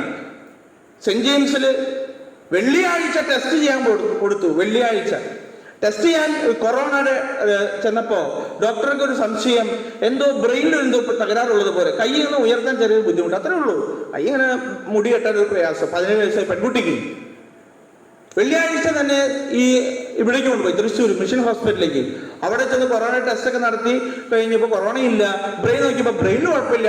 പിന്നെ നട്ടലിന് അവിടെ തുളച്ച് വെള്ളം എടുത്ത്, അപ്പൊ അതിന് കുഴപ്പമില്ല. പിന്നെ എല്ലാം കഴിഞ്ഞപ്പോഴാണ് മനസ്സിലാകുന്നത് ഗില്ലൻ ബാരി എന്ന് പറയുന്ന ഒരു രോഗം, അതിലേറ്റവും സിവിയർ രോഗം. കൊച്ചിന് അനങ്ങാൻ പോലും പറ്റുന്നില്ല, തളർന്ന് കിടക്കുകയാണ്, ശ്വസിക്കാൻ പോലും പറ്റുന്നില്ല കൊച്ചിന്. 24 മണിക്കൂറിനുള്ളിൽ 17 വയസ്സായ ഒരു പെൺകുട്ടിക്ക് നടന്ന സംഭവമാണ്. ഞാൻ ഈ ഗില്ലൻ ബാരി എന്ന് പറയുന്ന രോഗമുള്ള ഈ രോഗം വന്ന് ബാധിച്ച ഒരു സഹോദരിക്ക്, ഒരു വലിയ അഡ്വക്കേറ്റിന്റെ ഭാര്യയാണ്. ഞാൻ 2 വർഷമായിട്ട് കുർബാനയ്ക്ക് എറണാകുളത്ത് കൊണ്ടുകൊടുക്കാൻ പോണ ആളാണ്. 1 കോടി രൂപയാണ് ഈ ഗില്ലൻ ബാരി എന്ന രോഗം ബാധിച്ച് അവർക്ക് ചികിത്സ നടത്തിയിട്ടുള്ളത്. 2 പ്രാവശ്യം ഓപ്പറേഷൻ കൊടുത്തു. ഇവിടെ ഒരു തുളയൊക്കെ തുളച്ചിട്ട് അതിലൂടെയാണ് ശ്വാസം വലിക്കുന്നത്. എന്നിട്ട് ഒരു ചെറിയ തുടര അവിടെ നിന്ന് തൊലിയെടുത്ത് ഇതൊന്ന് അടയ്ക്കാൻ വേണ്ടി പരിശ്രമിച്ചതാ. അപ്പോ ഓപ്പറേഷൻ തിയേറ്റർ വെച്ച് വേറൊരു ബാക്ടീരിയ കയറി മരണത്തോട് മല്ലടിച്ച് ഇപ്പൊ അവിടുന്ന് രക്ഷപ്പെട്ടതാണ്. പ്രിയമുള്ളവരെ, നമ്മൾ ദൈവത്തിന് നന്ദി പറയണം. ഈ കുട്ടിയുടെ ചേച്ചി ഒരു ഡോക്ടറാണ്. ആ ഡോക്ടർക്ക് പോലും മനസ്സിലായില്ല. വെറുതെ കൈ ഇങ്ങനെ പുറകിലേക്ക് കൊണ്ടുപോയപ്പോ അത് മുടികെട്ടാൻ ബുദ്ധിമുട്ട്. അപ്പനെ ഉടനെ തന്നെ വിദേശത്ത് വിളിച്ചു വരുത്തി. പിറ്റേ ദിവസം പഠിക്കാൻ വേണ്ടി ഒമാനിൽ പോകേണ്ട ഒരു കുട്ടി, പലരും 17 വയസ്സ്, അങ്ങനെ തളർന്നു കിടക്കുകയാണ്. വളരെ ക്രിട്ടിക്കലാണ്. 2 പ്ലാസ്മ കയറ്റിയിട്ടേ ഉള്ളൂ. പിന്നെ ഒന്നും പറയാൻ പറ്റത്തില്ല. ചെറുപ്പക്കാർക്കാണ് ഗില്ലൻ ബാരി ഏറ്റവും കൂടുതൽ വരുന്നത്. ആന്റിബോഡി കാർന്നു തിന്നും. നിസ്സാര ഇത്രയ്ക്കൊക്കെ ഉള്ളു മനുഷ്യന്റെ കാര്യം. ഞാൻ ഇന്നലെ ആളൂരിൽ ഒരു പെൺകുട്ടിനെ കാണാൻ പോയി. 5ാം ക്ലാസ്സിൽ പഠിക്കുന്ന കുട്ടിയാണ്. 2 കാലം തളർന്നു. നട്ടലിന്റെ അവിടെ ഒരു മുഴ വന്നാക്കണതാ. 5ാം ക്ലാസ്സിൽ പഠിക്കുന്ന പാവം പെൺകുട്ടി. എന്തൊരു നല്ലൊരു മകളാ. നടക്കാൻ പറ്റില്ല. ഇപ്പൊ കീമോ നടന്നുകൊണ്ടിരിക്കുകയാണ്. നമ്മൾ ദൈവത്തിന് നന്ദി പറയാ. നിങ്ങൾക്ക് ഇപ്പൊ ഒരു ആരോഗ്യം തന്നിട്ടുണ്ടല്ലോ, നിങ്ങൾക്ക് നല്ല മക്കളെ തന്നിട്ടുണ്ടല്ലോ, നിങ്ങൾക്ക് നല്ല ജീവിത പങ്കാളി തന്നിട്ടുണ്ടല്ലോ, നിങ്ങൾക്ക് ഇപ്പൊ ജോലി തന്നിട്ടുണ്ടല്ലോ. കൈയിട്ട് കഴിയാൻ പോകാവുന്ന ഒരു കൊറോണ വൈറസ് എത്ര പേരെ വീട്ടിൽ കുത്തിയിരുത്തിയത്. ദൈവത്തിന് നന്ദി പറയും നിങ്ങള്. ഇതൊന്നും ഊറ്റം കൊള്ളരുത് ആരും. ഊറ്റം കൊള്ളുന്നവരെ കുറച്ച് കഴിയുമ്പോൾ തകരും പറയുന്നവരെ. നിങ്ങൾക്കറിയോ ഓരോ ദിവസം എന്തുമാത്രം കൗൺസിലിങ്ങിനാണ് വിളിക്കുന്നത്. ഇതിപ്പോ ഈ ഒരു അച്ഛനെ വിളിച്ചു പറയാം, അച്ഛാ എത്രയും പെട്ടെന്ന് ഒരു ഫാമിലിയെ കാണണം. 2 നില വീട് ഇടിച്ചു പൊളിച്ച് കളഞ്ഞ് അവര് വലിയ കോമ്പൗണ്ട് വാൾ കെട്ടി പച്ച ഷീറ്റ് അടിച്ചു വെച്ച് പുതിയ വീട് പണിയാണ്. ഇപ്പൊ അവർക്ക് വീട് പണിയാൻ പറ്റില്ല, ഒന്നും പണിയാൻ പറ്റണില്ല. ചക്കന് നാട്ടിലേക്ക് പോകാൻ പറ്റാത്ത വിധത്തിൽ വലിയൊരു പ്രശ്നം അവിടെ നടന്നുകൊണ്ടിരിക്കുകയാണ്. അവരുടെ അപ്പൻ അച്ഛനോട് പറഞ്ഞ് പെട്ടെന്ന് കാണാൻ വയ്ക്കാം. 2 നില വീട് ഇടിച്ചു പൊളിച്ച് കളഞ്ഞ് കോമ്പൗണ്ട് വാൾ കെട്ടി ഷീറ്റ് മറച്ചു വെച്ചേക്കാണ്. എന്തിനാ? വലിയ കൊട്ടാരം പണിയാണ്. ഇപ്പൊ കൊട്ടാരം പോയിട്ട് കുടിൽ പോലും പറയാൻ പറ്റാത്ത അവസ്ഥയിലാണ് അവിടുത്തെ സ്ഥിതി എന്നാണ് ഞാൻ ഇപ്പൊ മനസ്സിലാക്കി എടുത്തോളാം. എന്റെ അന്വേഷണം അച്ഛനെ പെട്ടെന്ന് കാണണം. ഒരു ദുരിതം വരണ്ട ദൈവത്തെ വിളിക്കാനായിട്ട്, ഒരു കഷ്ടപ്പാട് വരണ്ട. ഞാനിത് പറയാൻ കാരണം, ഊറ്റം കൊള്ളരുത്, നമ്മുടെ പൈസ നമ്മൾ ഊറ്റം കൊള്ളരുത്. ഒരിക്കൽ ഞാൻ നിങ്ങളോട് നേരത്തെ പറഞ്ഞില്ലേ, ഒരു വീട്ടിൽ ചെന്നപ്പോൾ ഒരു 4ാം ക്ലാസ്സിൽ പഠിക്കുന്ന ഒരു പെൺകുട്ടി ഒരു നേർച്ച നേർന്നുവെന്ന്. അയാളൊരു ഇറച്ചിവെട്ടുകാരനാണ്. ഞാൻ ഒറ്റയ്ക്കാണ് പൈസ ചോദിക്കാൻ പോയത്. അപ്പൊ ഈ മനുഷ്യനോട് ചോദിച്ചു, എത്ര പൈസ തരും? 2002 അദ്ദേഹം പറഞ്ഞു, അച്ഛാ ഞാൻ 25,000 രൂപ തരാം. നിങ്ങൾ ഓർക്കണം, 225 ഇടവക്കാരുള്ളതിൽ ഏറ്റവും പാവപ്പെട്ട ഒരു മനുഷ്യനാണ് ഈ ഇറച്ചിവെട്ടുകാരൻ. ഒരു പോത്തിനെ അയാൾ കൊല്ലും, അറക്കും, അതിന് മാംസം കൊടുക്കും. അങ്ങനെ ഒരു പോത്തിനെ കൊല്ലുന്ന ഒരു മനുഷ്യന്റെ ദശാംശം അനുസരിച്ച് 25,000 രൂപ തരാന്ന് പറഞ്ഞു. ഞാൻ അവിടെ ഒരു മനുഷ്യന്റെ വീട്ടിൽ പോയി. അയാൾക്ക് 5 ടാങ്കർ ലോറിയുണ്ട്, അത്യാവശ്യം പൈസയുള്ള ഒരാളാണ്. അയാള് 25,000 രൂപ പള്ളിക്ക് എനിക്ക് തന്നു. ഞാൻ പറഞ്ഞു, ഇത് പോരല്ല, 5 ടാങ്കർ ലോറി നിങ്ങൾക്കുണ്ട്, നിങ്ങൾ പരീക്ഷിച്ചോട്ടാ. ഈ പള്ളിപ്പണിയാണ്.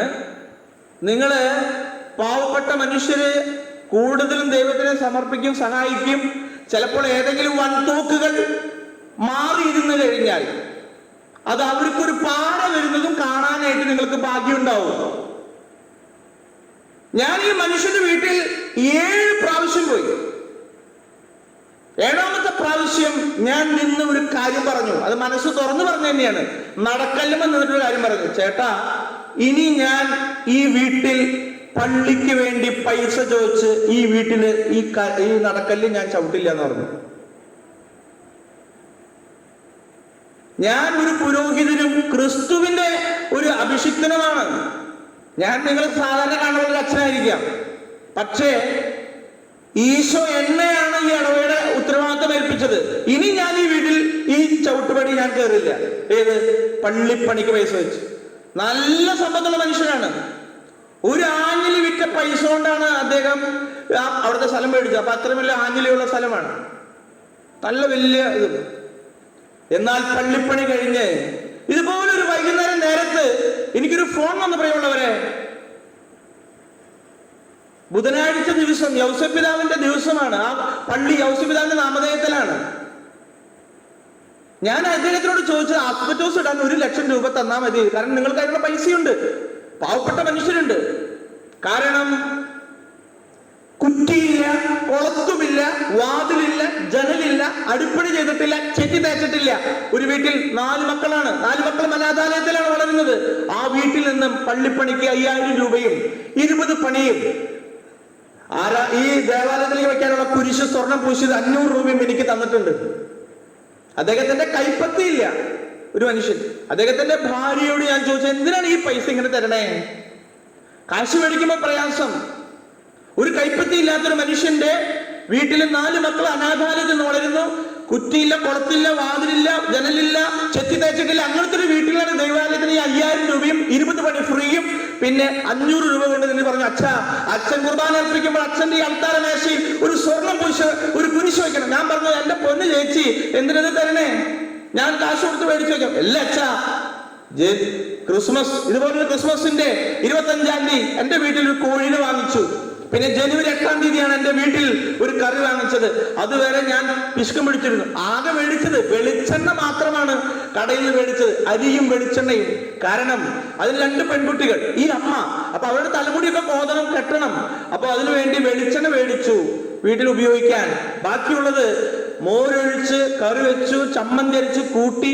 അങ്ങനെ ദാരിദ്ര്യത്തിലും കഷ്ടപ്പാടിലും കഴിഞ്ഞ് ഒരു 500 രൂപ തന്ന ആ കുടുംബത്തിലെ ആ ചേച്ചി ഈ കഴിഞ്ഞ വർഷം ഇവിടെ ധ്യാനത്തിന് വന്നപ്പോ ഞാൻ കണ്ട കാഴ്ച, പ്രിയമുള്ളവരെ, വലിയ ഈ കട്ടിയുള്ള ഒരു വലിയ സ്വർണത്തിന്റെ ചെയിൻ ഇട്ടിരിക്കുകയാണ്. ആ സഹോദരിയുടെ ഒരു മകൻ ഇന്ന് കേരളത്തിൽ അറിയപ്പെടുന്ന കിണറിന് സ്ഥാനം നോക്കുന്ന ഒരു ചെറുപ്പക്കാരനാണ്. ഇഷ്ടംപോലെ പൈസ അവർ അനുഗ്രഹിച്ചിരിക്കുകയാണ്. അപ്പൊ അങ്ങനെ പാവപ്പെട്ട മനുഷ്യന് നൽകുമ്പോഴാണ് ഒരു വൻതോക്കായ ഒരു മനുഷ്യൻ ഇങ്ങനെ ചെയ്യും. ഇതുപോലെ വൈകുന്നേരം നേരത്ത് എനിക്കൊരു ഫോൺ വന്നു. എന്താണെന്നറിയോ, വീട്ടില് പടക്കത്തിന്റെ ഒക്കെ ഓരോന്നൊക്കെ അഴിച്ച് കളിച്ചുകൊണ്ടിരിക്കുമ്പോൾ ഈ മനുഷ്യന്റെ മകൻ ഒരു കുപ്പിയിൽ വെടിമരുന്നിട്ടു, ഒരു തീപ്പെട്ടി, ഒരു മെഴുകുതിരി കത്തിച്ചു വെച്ചു. എന്നിട്ട് അതിന്റെ അഴുത്തേക്ക് ഇങ്ങനെ ഇട്ടതാണ്. പെട്ടെന്ന് കൈ തെറിച്ചു, ഒരു വിരലിന്റെ കഷ്ണം തെറിച്ചു പോയി. അങ്ങനെ ഈ മനുഷ്യൻ എന്ത് ചെയ്യുന്നറിയോ, ഈ മനുഷ്യന്റെ കൈ ഒടിഞ്ഞിരിക്കുകയാണ്. ഈ മനുഷ്യന്റെ കൈ ഒടിഞ്ഞിരുന്നു. നല്ല ചങ്കൂറ്റുള്ള മനുഷ്യനാണ്. അയാൾ ഒറ്റയ്ക്ക് തന്നെ ഡ്രൈവ് ചെയ്ത് ചാലക്കുടി പറ്റിയില്ല, കൊച്ചിനെ കൊണ്ട് തൃശ്ശൂർക്ക് പോയി ഒറ്റ കൈ കൊണ്ട്. വൈകുന്നേരം 8 മണി നേരത്തെ ഞാൻ ആ വീട്ടിൽ ചെന്ന് പ്ലാസ്റ്റിക്കിന്റെ അറയിൽ തെറിച്ചുപോയ കൈയിന്റെ തുമ്പിന്റെ വിരല് കൊണ്ട് തൃശ്ശൂർ ഹോസ്പിറ്റലിലേക്ക് കൊണ്ടുപോകുമ്പോ എന്റെ കയ്യിൽ അദ്ദേഹത്തിന് കൊടുക്കാൻ പൈസ ഉണ്ടായിരുന്നു. കാരണം അദ്ദേഹത്തിന് പെട്ടെന്ന് പൈസ എടുക്കാണ്ടായില്ല. ഇത് സംഭവിച്ചത് പള്ളിക്ക് പൈസ കൊടുക്കാത്തതിന്റെ പേരിലാണെന്ന് പറയാനല്ല ഞാൻ ഈ പറഞ്ഞു വരുന്നത്. ഈ മനുഷ്യന്റെ ഭാര്യ കാറ്റഗിസം പഠിപ്പിക്കുന്ന അവിടുത്തെ ടീച്ചർമാരോട് ഇങ്ങനെ പറഞ്ഞത് എന്റെ ചെവിയിലെത്തി. അച്ഛൻ 7 പ്രാവശ്യം എന്റെ വീട്ടിൽ പള്ളിക്ക് രാഷ്ട്രത്തോസിന് വേണ്ടി ചോദിക്കാൻ വന്നു. അപ്പോഴൊന്നും അതിനുള്ള പൈസ കൊടുക്കാൻ എന്റെ ഭർത്താവിനുണ്ടായില്ല. എന്നാൽ അതിനേക്കാൾ എത്രയോ ലക്ഷങ്ങൾ ചെലവഴിക്കേണ്ടി വന്നു. ഒരു ഡോക്ടറാണ് അവൻ. പക്ഷെ അവൻ ആ വർഷത്തെ പരീക്ഷ എഴുതാൻ പറ്റിയില്ല. ഇതിങ്ങനെ ഒരു കൈയൊക്കെ ഇങ്ങനെ ഇവിടുന്ന് തുമ്പൊക്കെ പോയി. പ്രിയമുള്ളവരെ, എന്താ പറയണ, അമ്മ പറയാണ്, പള്ളിക്ക് വേണ്ടി ചോദിച്ചപ്പോ കൊടുക്കാൻ പൈസയില്ല. ബൈബിളിൽ അങ്ങനെ തന്നെ പറഞ്ഞിട്ടുണ്ട്. വൈദ്യശാസ്ത്രം, അതായത് വൈദ്യശാസ്ത്രത്തിന് പൈസ കൊണ്ട് കൊടുക്കുമെന്ന് ബൈബിൾ വ്യക്തമായി പറഞ്ഞിട്ടുണ്ട്. ജീവിത പ്രിയമുള്ളവരെ, പരീക്ഷിക്കരുത്. ദൈവത്തെ നിങ്ങൾ അളന്നു നോക്കിയോ തൂക്കി നോക്കിയോ ചെയ്യരുത്. തമ്പുരാനാണ്. കാരണം എന്റെ മനസ്സ് പൊരിഞ്ഞിട്ടുണ്ട്. കാരണം എന്റെ ഇടവകയിൽ പാവപ്പെട്ട മനുഷ്യര് വെക്കാൻ അരിയില്ലാത്തവരും ബുദ്ധിമുട്ടുള്ളവരും പൈസ തരുമ്പോ ഇഷ്ടം പോലെ പൈസയുള്ളവൻ പാവങ്ങൾ ചോട് വെക്കട്ടെ എന്ന് വിചാരിച്ചു കഴിയുമ്പോ ഒരു വൈദികന്റെ മനസ്സ് പൊരിഞ്ഞാൽ അത് തമ്പുരാൻ കാണും. പ്രിയമുള്ളവരെ, ഇത് എന്റെ മനസ്സ് മാത്രമല്ല, ഇടവക്കാരും ചിന്തിക്കില്ലേ? വീട്ടിൽ നിന്നും 5 മക്കൾ സ്കൂളിലേക്ക് പഠിക്കാൻ പോകുമ്പോൾ ചോറും പാത്രത്തിൽ ചോറ് കുത്തി അമ്മയ്ക്ക് അമ്മ ഇട്ട് കൊടുക്കും. എന്നിട്ട് ഏറ്റവും മൂത്ത മകന്റെ കയ്യിൽ ചോറ് പാത്രം കൊടുക്കും. 6 പാത്രമാണ്. എന്താ കാരണം? നന്നായിട്ട് ചോറുണ്ട്. 8ാം ക്ലാസ്സുകാരുടെ കയ്യിൽ കൊടുത്തയച്ചു. 8ാം ക്ലാസ്സുകാരൻ വീടിന്റെ പടി പുറത്തു കഴിഞ്ഞപ്പോ 5ാം ക്ലാസ്സുകാരുടെ കൊടുത്തു, 5ാം ക്ലാസ്സുകാരൻ 2ാം ക്ലാസ്സുകാരുടെ കൊടുത്തു. പക്ഷെ ഉച്ചയ്ക്ക് ഊണ് കഴിയുന്ന സമയത്ത് എല്ലാവരും നല്ല ഭക്ഷണം കഴിക്കും. പക്ഷെ ചോറും പാത്രം ചുമക്കുന്ന ആരാ? 2ാം ക്ലാസ്സുകാരൻ. ഞാൻ പറഞ്ഞു വന്നത്, നിങ്ങളുടെ ജീവിതത്തിൽ നിങ്ങൾ ഇനി കുറച്ച് അത്ഭുതങ്ങൾ കാണും. ഞാൻ കണ്ട കാര്യം പറയണേ. 4 പേര് മാത്രമുണ്ടായിരുന്ന സ്ഥലത്ത് പാവപ്പെട്ട മനുഷ്യര് ദൂര സ്ഥലങ്ങളിലും യൂറോപ്പിലും അമേരിക്കയിലും ഒക്കെ പോകാൻ കഴിഞ്ഞത് ഉള്ളതിൽ നിന്ന് കൊടുത്തു. ദശാംശം കൊടുക്കുമ്പോ ആദ്യ ഫലം സമർപ്പിക്കുമ്പോൾ ഉള്ളു തുറന്നു കൊടുക്കണം. നിങ്ങൾ ആരെങ്കിലും ജോലിക്ക് പോയോ? ആദ്യ ശമ്പളം ഈ ആലയത്തിലേക്ക് കൊടുത്തേ. ബൈബിൾ പറയാണ്, കർത്താവിനെ മനം തുറന്ന് മഹത്വപ്പെടുത്തുവിൻ. ആദ്യ ഫലം സമർപ്പിക്കുമ്പോൾ ലുപ്ത് കാട്ടരുത്. അച്ഛൻ ഇഷ്ടം പോലെ അനുഭവങ്ങളുണ്ട്. പ്രിയമുള്ളവരെ, നിങ്ങൾ പരീക്ഷിച്ചോ. ദൈവത്തിന്റെ വചനമാണ് പരീക്ഷിക്കാൻ. പുതിയ നിയമത്തിൽ കർത്താവ് പറഞ്ഞിരിക്കുന്നു, നീ നിന്റെ ദൈവമായ കർത്താവിനെ പരീക്ഷിക്കരുത്. മത്തായിയുടെ സുവിശേഷം 4-ാം അധ്യായത്തിൽ മരുഭൂമിയിലെ പരീക്ഷയുടെ സമയത്ത് സാത്തോട് പറഞ്ഞു പരീക്ഷിക്കരുത്. ഇവിടെ പറയുകയാണ്, കാഴ്ച സമർപ്പിക്കുമ്പോൾ മുഖം മാറരുത്. നീ പള്ളിക്ക് കൊടുക്കുമ്പോൾ നിന്റെ മുഖം മാറരുത്. പ്രിയമുള്ളവരെ, ചിലപ്പോഴൊക്കെ അരിപ്പിരിവിനൊക്കെ പോകുമ്പോ അല്ലെങ്കിൽ ഈ വീടുകളിലൊക്കെ മിഷൻപിരിവിന് പോകുമ്പോ ചില ആൾക്കാർ ഈ നാളികേരം കൊടുക്കുന്നത് മണ്ടരി പിടിച്ച നാളികേരാ. കുറെ കഴിഞ്ഞപ്പോ മനസ്സിലായി മണ്ടരി പിടിച്ച നാളികേരം കൊടുത്ത വീട്ടുകാർക്കൊക്കെ മണ്ടരി പിടിച്ച പിള്ളേരും കിട്ടിയിട്ടുണ്ടെന്ന്. ആ പിള്ളേരുടെ തല നോക്കിയാൽ മതി, അപ്പൊ പെട്ടെന്ന് അറിയാം. നമ്മൾ പള്ളിക്ക് കൊടുക്കുമ്പോ ഈ മണ്ടരി പിടിച്ച സാധനം കൊടുത്താൽ മണ്ടരി പിടിച്ച പിള്ളേരെ കൊടുക്കാൻ തമ്പുരാൻ അറിയാം. നിങ്ങൾക്ക് കൊടുക്കാനുള്ളതൊക്കെ തേങ്ങയും മറ്റു സാധനങ്ങളാ. പക്ഷെ തമ്പുരാനാണ് നല്ല മക്കളെ തരേണ്ടത്. മനസ്സിലായോ? മുഖം മാറരുത്. സന്തോഷത്തോടെ ദശാംശം കൊടുക്കുക. അത്യുന്നതൻ നൽകിയതുപോലെ അവിടത്തേക്ക് തിരികെ കൊടുക്കുക. കഴിവിനൊത്ത് ഉദാരമായി കൊടുക്കുക. കണ്ടോ, നിങ്ങൾ ദൈവത്തിന് ഉദാരമായി കൊടുക്കണം. ഇവിടെ അച്ഛൻ പറഞ്ഞോ പൈസയൊക്കെ അതിന് കൊടുക്കുന്നുണ്ടെന്ന്. എന്നാലും ഇത് അങ്ങനെ ആത്മാവ് പറഞ്ഞുകൊണ്ട് പറഞ്ഞതാ. പ്രതിഫലം നൽകും. 7 ഇരട്ടിയായി അവിടുന്ന് തിരികെ കൊടുക്കും. പ്രിയമുള്ളവരെ, പൈസ ദൈവത്തിനാണ് കടം കൊടുക്കുന്നത്. ദൈവം നമ്മെ അനുഗ്രഹിക്കും. മലാക്കിയുടെ പുസ്തകത്തിലും അവസാനത്തെ പുസ്തകം മലാക്കി എടുക്കുമ്പോൾ തന്നെ കിട്ടുന്നുണ്ടല്ലോ. എടുക്കുമ്പോൾ തന്നെ മലാക്കിയെ കിട്ടണേ. മലാക്കിയുടെ പുസ്തകത്തിൽ 3-ാം അധ്യായത്തിൽ പറയുകയാണ്, നിങ്ങൾ എന്റെ അടുക്കിലേക്ക് മടങ്ങി വരുവിൻ, അപ്പോൾ ഞാൻ നിങ്ങളുടെ അടുത്തേക്ക് മടങ്ങി വരാം. പ്രിയമുള്ളവരെ, നമ്മുടെ ജീവിതത്തിൽ നമുക്ക് ഇപ്പൊ പൈസയുണ്ട്. അല്ലെങ്കിൽ ഇപ്പൊ പൈസയുടെ ബുദ്ധിമുട്ടുണ്ടാവും. പക്ഷെ നിങ്ങൾക്ക് കഴിയാവുന്നത് നിങ്ങൾ കൊടുത്താൽ മതി. നിങ്ങൾ ഒരു കൂലി വേലക്കാരന് 500 രൂപ നിങ്ങൾക്ക് ഒരു ദിവസം കിട്ടുന്നുണ്ടെങ്കിൽ നിങ്ങൾ 50 രൂപ മാറ്റിവെച്ചോ. നിങ്ങളുടെ രോഗം പോലും മാറും. നിങ്ങൾ ദൈവത്തെ പരീക്ഷിക്കുക. രോഗം പോലും മാറും. ഷുഗർ മാറും, ഉറപ്പായിട്ട് മാറും. തച്ചുടെ പറമ്പിൽ ഒരു അമ്മച്ചയ്ക്ക് ഷുഗർ മാറിയിട്ടുണ്ട്. ദശാംശം കൊടുക്കുന്ന ഒരു അമ്മയാണ്. നിങ്ങൾക്ക് ആർക്കെങ്കിലും സംശയമുണ്ടെങ്കിൽ ഇരിങ്ങാലക്കുട രൂപതയിൽ ബാബു എന്ന് പറയുന്ന ഒരു മാഷുണ്ട്. അദ്ദേഹം പല സ്ഥലങ്ങളിൽ ക്ലാസ് എടുക്കുന്നതാണ്. അദ്ദേഹത്തിന്റെ അനുഭവത്തിൽ ഒത്തിരി അനുഭവങ്ങൾ എനിക്ക് കിട്ടിയിട്ടുണ്ട്. ഞാൻ ഈ ഇടവകളിലൊക്കെ അങ്ങനെ പറയുമ്പോൾ ഒത്തിരി മനുഷ്യരാണ്. അപ്പൊ നമ്മൾ നോക്കിയേ, നിങ്ങൾ ദൈവത്തെ കൊള്ളയടിക്കുമോ? എന്നാൽ നിങ്ങൾ കൊള്ള ചെയ്യുന്നു. എങ്ങനെയാണ് ഞങ്ങൾ അങ്ങനെ കൊള്ള ചെയ്യുന്നത് നിങ്ങൾ ചോദിക്കുന്നു. ദശാംശങ്ങളിലും കാഴ്ചകളിലും പള്ളിയിൽ 50 രൂപ കൊടുത്തു, 100 രൂപ കൊടുത്തു, അത് മനസ്സ് നിറഞ്ഞു പോരാ. നിനക്ക് ദൈവം 10,000 രൂപ ഒരു മാസം ശമ്പളം തരികയാണെങ്കിൽ അതിൽ 1000 രൂപ ദൈവത്തിന് കൊടുക്കണം. കാരണം എന്താ? അത് കൊടുക്കേണ്ടത് നിന്റെ കടമയാണ്. ദൈവം നിനക്ക് തന്നതനുസരിച്ച് ഉദാരമായി നീ ദൈവത്തിന് കൊടുക്കണം. നിനക്ക് ആരോഗ്യം തന്നു, നിനക്ക് സമ്പത്ത് തന്നു, മക്കളെ തന്നു, വീട് തന്നു, വരുമാനം തന്നു, കൊടുക്കണം. എന്നിട്ട് പറയുകയാണ്, നിങ്ങൾ ജനം മുഴുവൻ എന്നെ കൊള്ള ചെയ്യുന്നത് കൊണ്ട് നിങ്ങൾ അഭിശപ്തരാണ്. അടുത്ത ദൈവത്തിന്റെ വചനം എത്ര ശക്തമാണെന്നറിയോ? നിങ്ങൾ ദൈവത്തിന് കൊടുക്കാത്തത് കൊണ്ട് നിങ്ങൾ അഭിശപ്തരാണെന്ന് പറയാം. ഇരട്ടി നിങ്ങൾ ദുഃഖിതരായി മാറും. നോക്കിയോ, ദശാംശം മുഴുവൻ കലവറിലേക്ക് കൊണ്ടുവരികയും ദൈവത്തിന്റെ ആലയത്തിലേക്ക് കലവറിലേക്ക് കൊണ്ടുവരികയെന്ന് പറയാം. നിങ്ങൾ ഇവിടെ ഇരുന്ന് ആരെങ്കിലും ഈ ആലയത്തിൽ ഇരുന്ന് കൊണ്ട് ഞാൻ എന്റെ ദശാംശം കൊടുക്കാമെന്നൊരു തീരുമാനമെടുത്തവരെ നിങ്ങളുടെ വീടുകളിൽ അതിന്റെ അത്ഭുതം നടക്കും. അച്ഛൻ ധ്യാന കേന്ദ്രത്തിൽ ഇരുന്ന് ഇത് പറഞ്ഞിട്ട് പ്രവർത്തികമാകുന്ന ആൾക്കാരുണ്ട്. നിങ്ങളൊന്നും വേണ്ട. നിങ്ങൾ ഇരിങ്ങാലക്കുട മുത്തൂറ്റ് ബാങ്കിന്റെ മാനേജറെ പോയി കണ്ടോ? നിങ്ങൾക്ക് നഷ്ടം വരില്ല. ഇരിങ്ങാലക്കുട മുത്തൂറ്റ് ബാങ്കിന്റെ മാനേജർ ഒരു എഞ്ചിനീയറാണ്. അദ്ദേഹം ചാലക്കുടിക്കാരനാണ്. 2005 50,000 രൂപ ശമ്പളത്തിന് വിദേശത്തേക്ക് പോകാൻ വേണ്ടി എല്ലാം ശരിയായിട്ടില്ല, പോവില്ല. അദ്ദേഹത്തിന് മുത്തൂറ്റ് ബാങ്കിന്റെ ഒരു ബ്രാഞ്ചിൽ മാനേജറായി അവനെ കിട്ടി.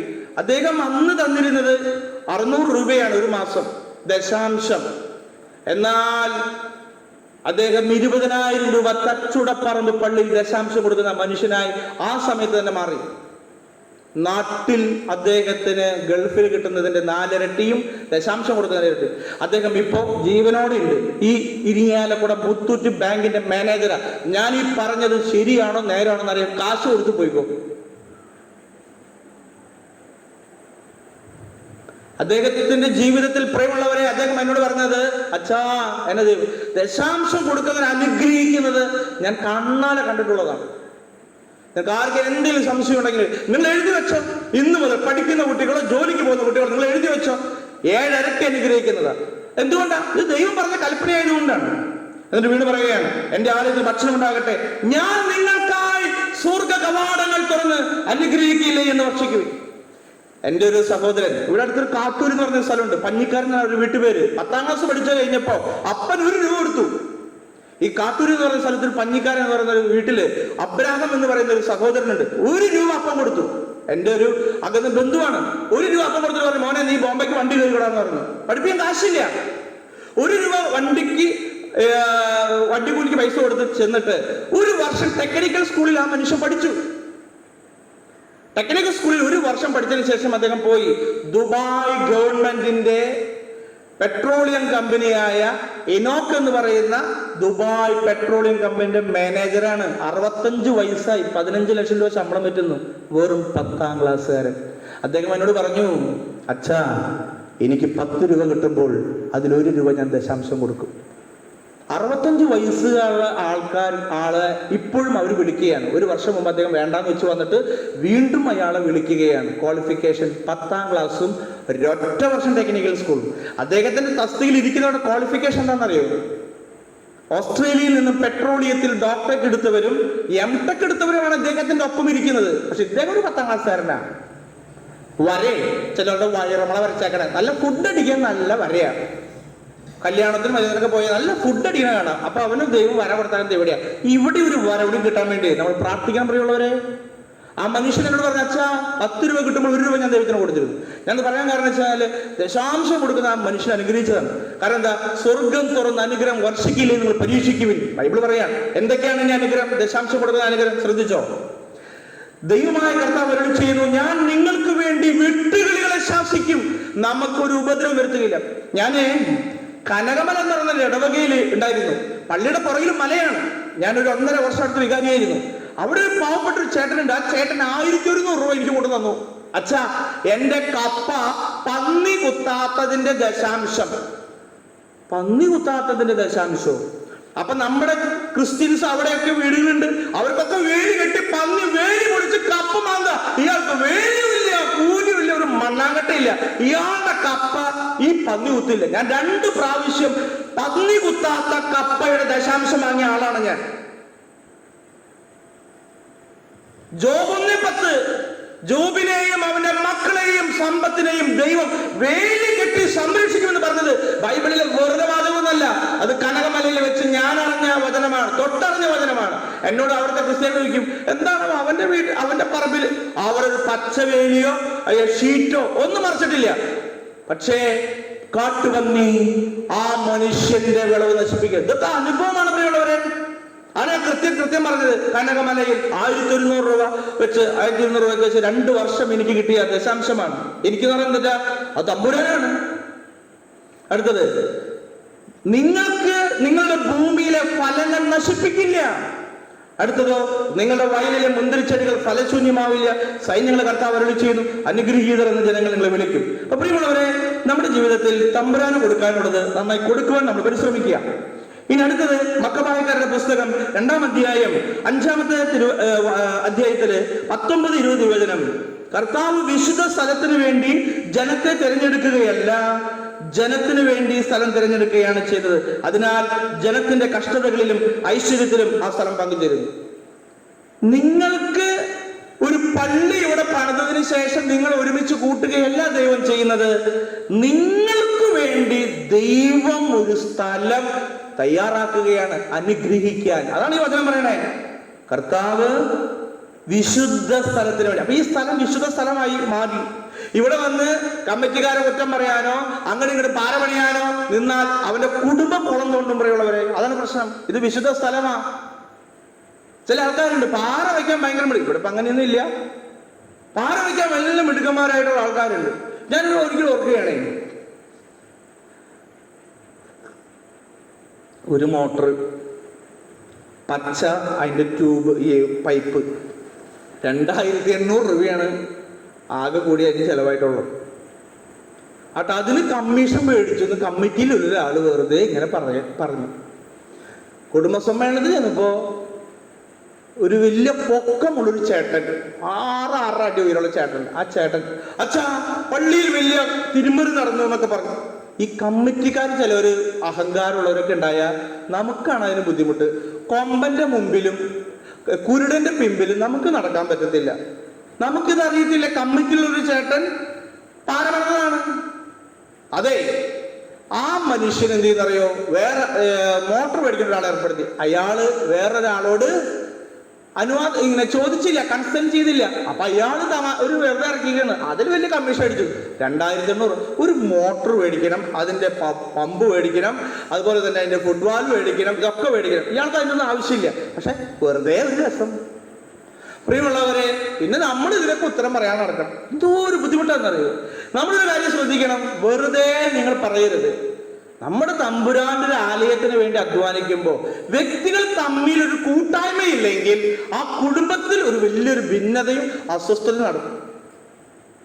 നമ്മളിത് പണിയുന്നത് തമ്പുരാനൊരു ഭവനം പണിയാനാ. തമ്പുരാന് ഭവനം പണിയുമ്പോ അവിടെ ഭിന്നത ഉണ്ടാക്കാൻ തുടങ്ങിയാൽ അതിന്റെ 100 ഇരട്ടി ഭിന്നത ഈ പറയുന്നവന്റെ വീട്ടിൽ നടക്കും.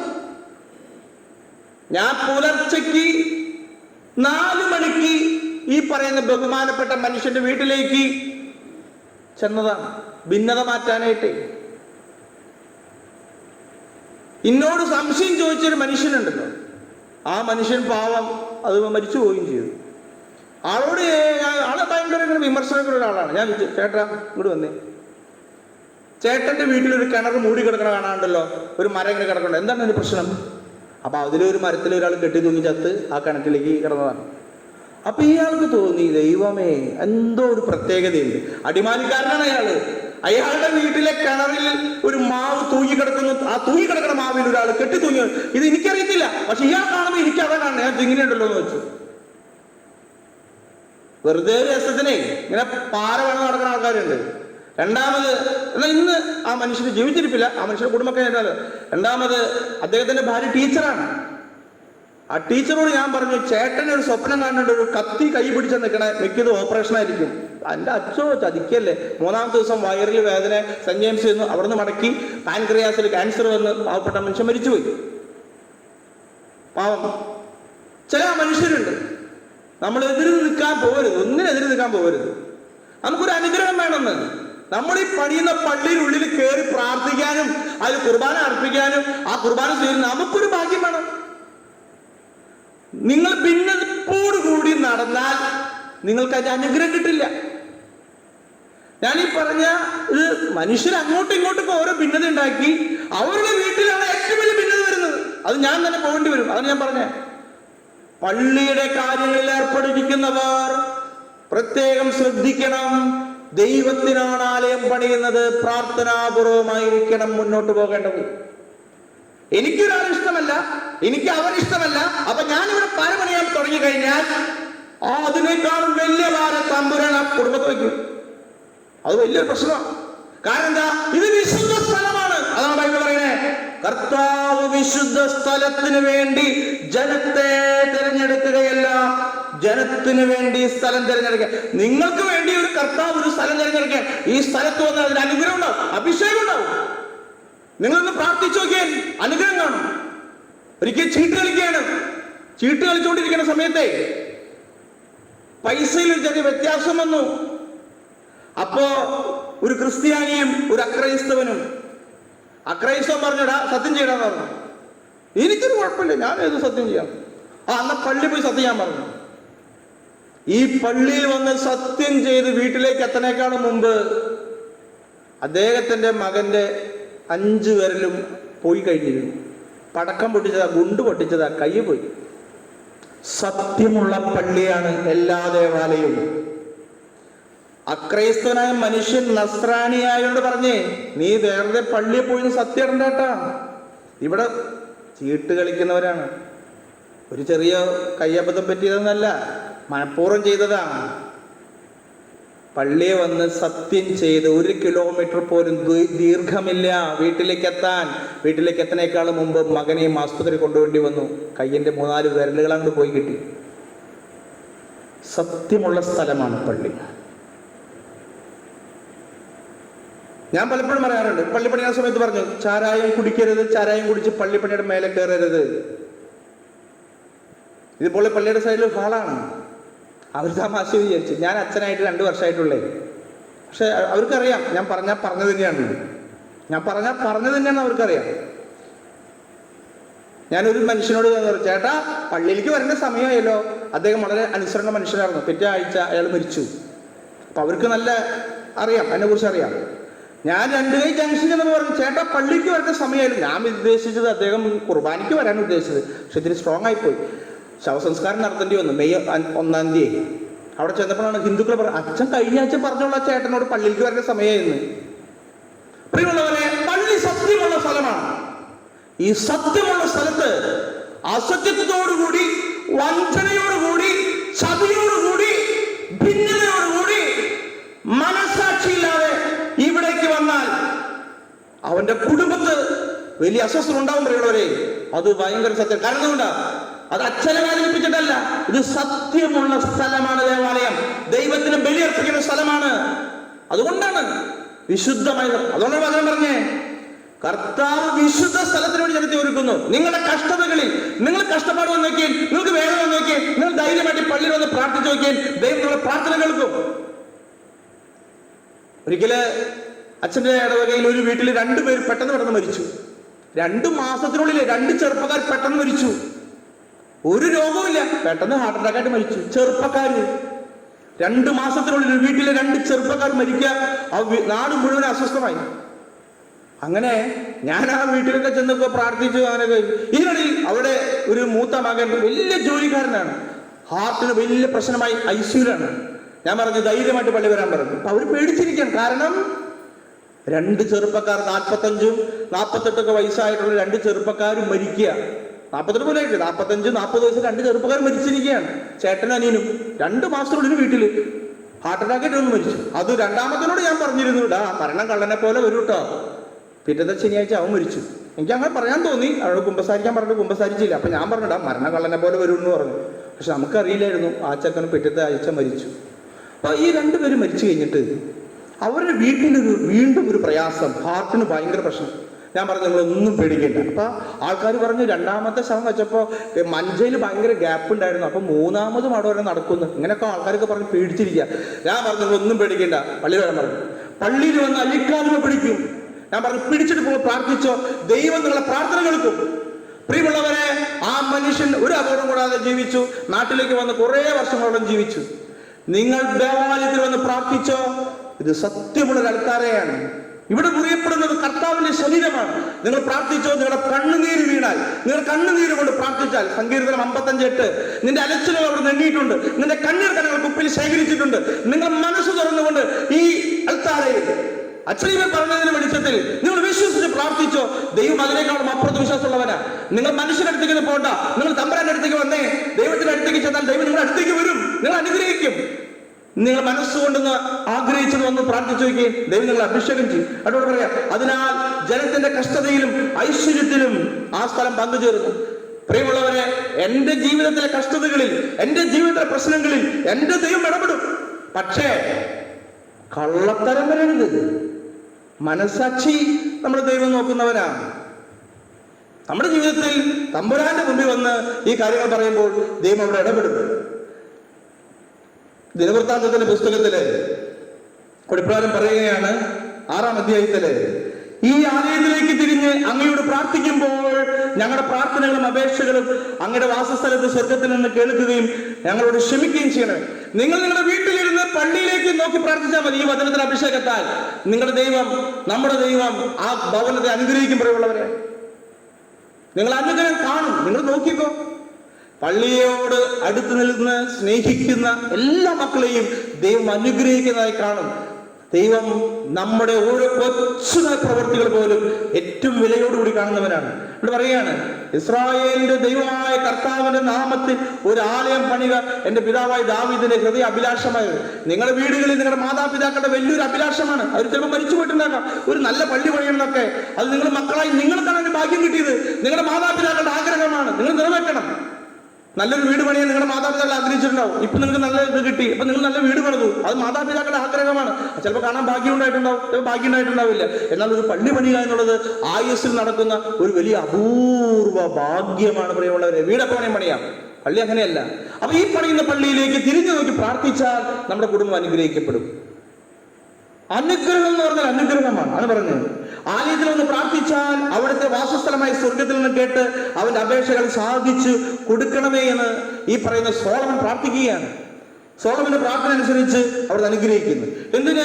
ദേവാലയത്തിലേക്ക് കൈകൾ നീട്ടി പ്രാർത്ഥിക്കുമ്പോൾ അനുഗ്രഹിക്കുകയാണ്. ദാനിയേൽ ഈ ദേവാലയത്തിന് അടുത്തേക്ക് നോക്കി, ദേവാലയത്തിന്റെ ദിശ നോക്കി ജനൽ തുറന്ന് പ്രാർത്ഥിക്കുന്നു. ദാനിയേലിനെ ദൈവം അനുഗ്രഹിക്കാൻ നമ്മൾ കാണുന്നു.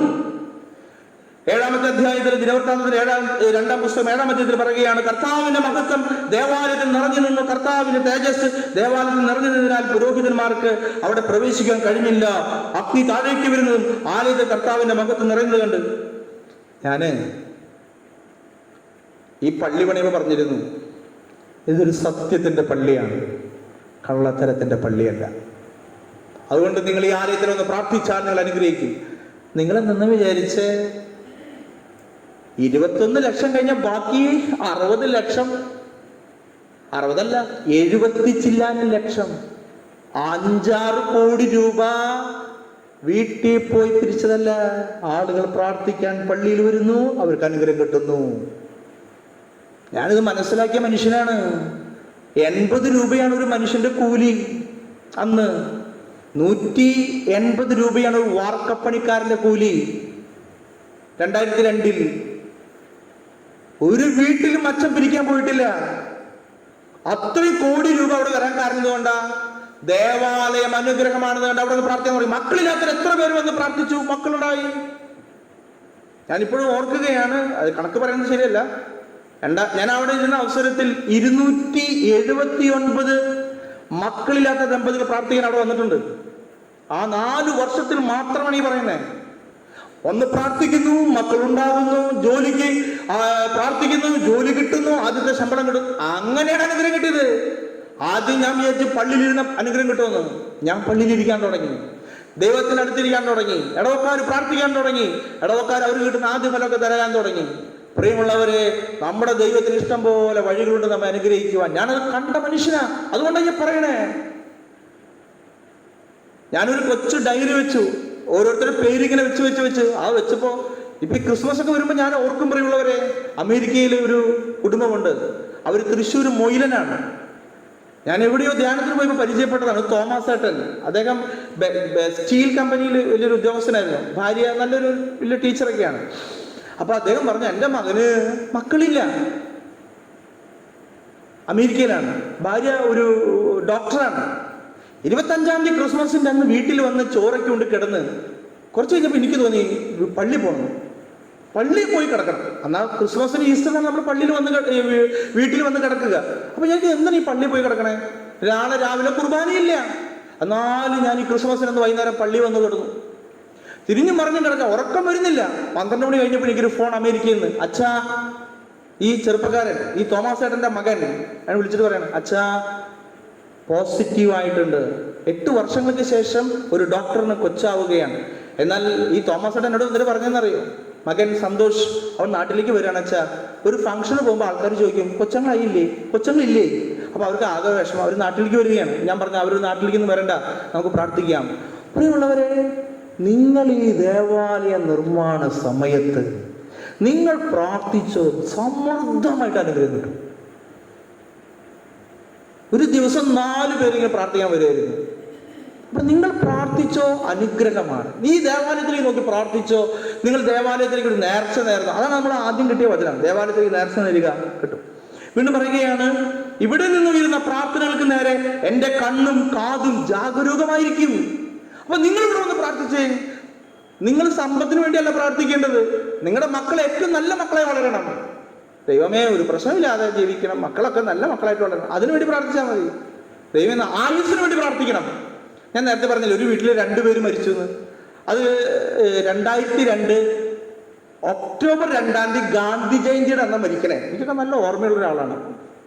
ഒക്ടോബർ 2-ാം തീയതി ഗാന്ധി ജയന്തിയുടെ അന്ന് ശനിയാഴ്ചയാണ് ശവസംസ്കാരം നടത്തി. 3-ാം തീയതി ഞായറാഴ്ച. ഞാൻ പറഞ്ഞു, 3 കാര്യങ്ങൾക്കാണ് ഇടവക്കാർ പ്രാർത്ഥിക്കേണ്ടത്. 1, ആരോഗ്യം. 2, നിങ്ങൾക്ക് സമാധാനം വേണം. ആരോഗ്യം, ആയുസ്, സമാധാനം. സമ്പത്തൊന്നും വേണ്ട, ആരോഗ്യം ഉണ്ടാവണം, സമാധാനം ഉണ്ടാവണം, അതുപോലെ തന്നെ ആയുസ് ഉണ്ടാവണം. ആരോഗ്യം, ആയുസ്, സമാധാനം. ഞാനൊരിക്കലേ ഈ ഭിന്നിപ്പുണ്ടാക്കിയൊരു ചേട്ടൻ്റെ കാര്യം പറയാം. പള്ളിയുടെ അടുത്ത വീട്, അന്വേഷിച്ചൊന്നും പോകണ്ട.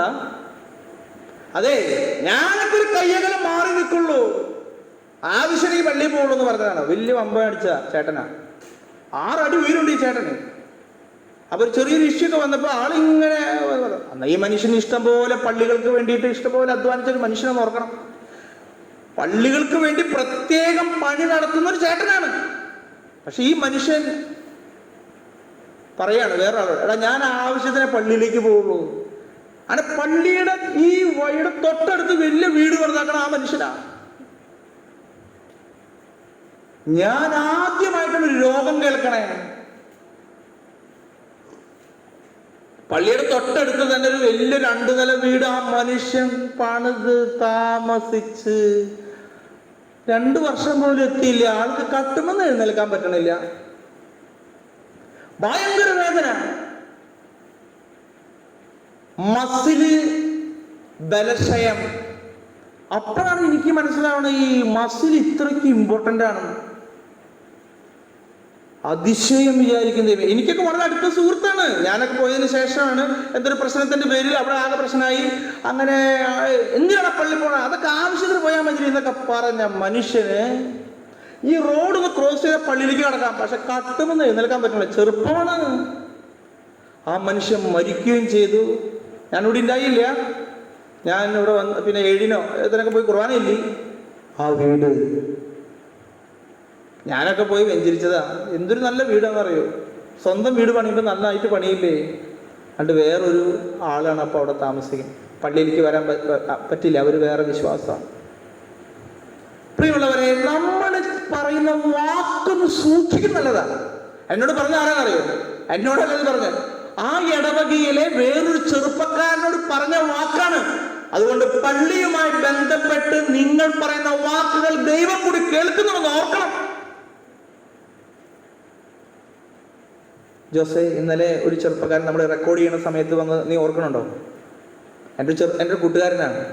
ലേവീസ് എന്ന് പറയുന്ന ബ്രാൻഡുള്ള കമ്പനിയിൽ ഒരേ കോണ്ടിനെന്റ് മാനേജറാണ്. ആ ചെറുപ്പക്കാരനോട് പറഞ്ഞ സംഭവം ഈ പറയണേ. അവൻ എൻ്റെ സുഹൃത്താണ്. അവനോട് ഈ മനുഷ്യൻ പറഞ്ഞ അതെ അതൊക്കെ അങ്ങനെ പള്ളിയിൽ പോകേണ്ട ആവശ്യം പോയാൽ മതി, എന്തിനാണ് ഇങ്ങനെയൊക്കെ പറഞ്ഞ്, അതൊക്കെ എന്നെ കണ്ട് പഠിക്കി. അതാണ് ആ മനുഷ്യൻ. അതൊക്കെ എന്നെ കണ്ട് പഠിക്കി, ഞാൻ ആവശ്യമുണ്ടെങ്കിലേ പള്ളിയിലേക്ക് പോവുള്ളൂ. ഞാനിത് പറഞ്ഞത് എൻ്റെ അനുഭവത്തിൽ നിന്ന് പറയുന്നതാണ്. ഇന്നലെയാണ് ആ ചെറുപ്പക്കാരൻ എൻ്റെ അടുത്ത് വന്നപ്പോ ഈ അനുഭവം പറഞ്ഞതാണ്. എനിക്കൊക്കെ വളരെ അടുപ്പമുള്ള മനുഷ്യനാണ് ഈ പറഞ്ഞ മനുഷ്യൻ. പക്ഷെ എന്തോ ഒരു സാഹചര്യം വന്നപ്പോ അങ്ങനെ പറഞ്ഞതാണ്. ആ പറഞ്ഞത് കൊണ്ടാണ് ഇങ്ങനെ സംഭവിച്ചതെന്ന് പറയാനല്ല, പക്ഷെ നമ്മൾ പറയുന്ന വാക്കിന്മേ ഒരു പിശാച് വന്ന് പിടിച്ച് നമ്മെ ഉപദ്രവിക്കാൻ നമ്മൾ അവസരം കൊടുക്കരുതെന്ന് പറയാനാണ്. ചില വാക്കുകളെ നമുക്ക് തന്നെ ദോഷം ചെയ്യും, അതുണ്ടാവരുത്. നിങ്ങൾ ഈ ചിലപ്പോഴൊക്കെ യൂട്യൂബിൽ ഒരു ടോക്ക് കേൾക്കാതിരിക്കും. പൂവണ്ണത്തിൽ എന്ന് പറഞ്ഞൊരു അച്ഛൻ്റെ ജീവിതത്തിൽ അച്ഛൻ ഒരു അനുഭവം പറഞ്ഞ് ഓർക്കുകയാണ്. അതെ, വന്ന് മാപ്പ് പറഞ്ഞില്ലെങ്കിൽ ഞാൻ ഈ ഉമ്മറത്ത് കെട്ടിപ്പോകും. അതുപോലെ തന്നെ സംഭവിക്കേണ്ടി വന്നു. ആ മനുഷ്യൻ, അയാൾ വന്ന് പറഞ്ഞില്ല, ആ പറഞ്ഞ വാക്ക് അതുപോലെ തന്നെയായി. ഞാൻ അദ്ദേഹത്തിന്റെ ടോക്കിൽ അത് കേട്ടതാണ്.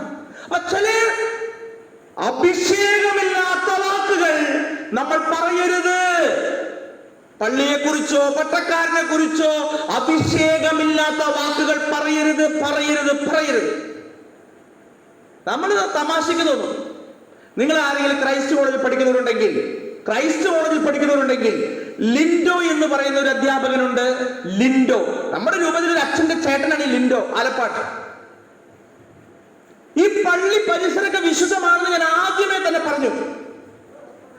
ഈ അച്ഛന്റെ അപ്പം മകൻ പറഞ്ഞു, അച്ഛാ എനിക്ക് 5000 രൂപ ഞാൻ എല്ലാ മാസവും എന്റെ മകൻ അയച്ചു കൊടുക്കുകയാണ്. അപ്പൊ ഒരു വർഷം കഴിഞ്ഞ് കഴിഞ്ഞാൽ അനിയന്റെ പട്ടമാണ്, സിൻഡോ ആലപ്പാട്ട് എന്ന് പറഞ്ഞ അച്ഛന്റെ പട്ടമാണ്. അപ്പൊ സാമ്പത്തിക ബുദ്ധിമുട്ടാണ്. ഈ ചെറുക്കൻ MPhil പഠിച്ചുകൊണ്ടിരിക്കുകയാണ് ഈ മദ്രാസിൽ. അപ്പോൾ അവിടുത്തെ പ്രൊഫസർ അദ്ദേഹത്തിന് സമ്മതിക്കുന്നില്ല. എന്താണ്? ഒരു ഒപ്പിട്ട് കൊടുത്താൽ ടാറ്റ കൺസൾട്ടൻസി 2005 50,000 രൂപ ഫ്രീ ആയിട്ട് ചെറുക്കന് കൊടുക്കും. ഡോക്ടറേറ്റ് എടുക്കണവരെ 50,000 രൂപ. ഡോക്ടറേറ്റ് എടുത്തു കഴിഞ്ഞാൽ ടാറ്റ കൺസൾട്ടൻസിയിലേക്ക് 2 വർഷം ജോലി ചെയ്താൽ മതി. ഈ 5000 രൂപ ഇവിടുന്ന് അയച്ചു കൊടുക്കണ പാവപ്പെട്ട ഈ മനുഷ്യൻ എൻ്റെ അടുത്തെന്ന് പറഞ്ഞു, അതൊന്നും സാരമൊന്നുമില്ല, അതൊക്കെ ദൈവം അവിടെ ഇടപെടും, അല്ലാതെ ഞാൻ ആ അച്ഛനെ വിളിക്കാനോ അവിടെ പോയി പോലും. കാരണം നമുക്ക് ദൈവം ഇങ്ങനെ കുറെ അവസരങ്ങളൊക്കെ ഒരുക്കി തരുമ്പോൾ നമുക്ക് വിചാരിക്കും അതൊക്കെ നല്ലതാണ്, ദൈവം പരീക്ഷിക്കാനും കൂടി തരുന്നതാണ്. നമ്മുടെ വിശ്വാസം മാറ്റി നോക്കാനാണ്. ഈ ചെറുപ്പക്കാരൻ വന്നപ്പോൾ ഞാൻ പറഞ്ഞേ, മോനെ പെട്ടെന്ന് തന്നെ മനസ്സിലാക്കുന്നതാണ് ചൂണ്ട മീൻ ചൂണ്ടണം. എനിക്കിഷ്ടം മീൻ ചൂണ്ടാൻ. അപ്പൊ ഞാൻ പറഞ്ഞു, മോനെ ഇതൊരു പരീക്ഷണമാണ്, നീ ഇടരുത്. ഇഷ്ടംപോലെ ഇലകളുണ്ട് വെള്ളത്തിൽ, പക്ഷെ മീൻ എന്ത് ചെയ്യുന്നറിയോ, ഇത് വന്ന് പിടിക്കും. നമ്മുടെ നാട്ടിലൊക്കെ തൊരപ്പനയിൽ ചാവുന്നത് നമ്മൾ പാകിസ്ഥാനോട് യുദ്ധം ചെയ്യാൻ പോയിട്ടൊന്നല്ല, ഒരു തയ്യാപ്പുഴ കഴിച്ചിട്ടാണ് ചത്താക്കണത്. മനസ്സിലായോ? നമ്മുടെ പറമ്പിലൊക്കെ ഇടയ്ക്ക് ഒരു തൊരപ്പനയിൽ ചത്തു കിടക്കുന്നത് ഒരു തേങ്ങാപ്പോളിന് വേണ്ടി ജീവിതം ഓർമ്മിച്ചതാ, അല്ലാണ്ട് പാകിസ്ഥാനോട് യുദ്ധം ചെയ്യാൻ പോയിട്ട് വന്നതല്ല.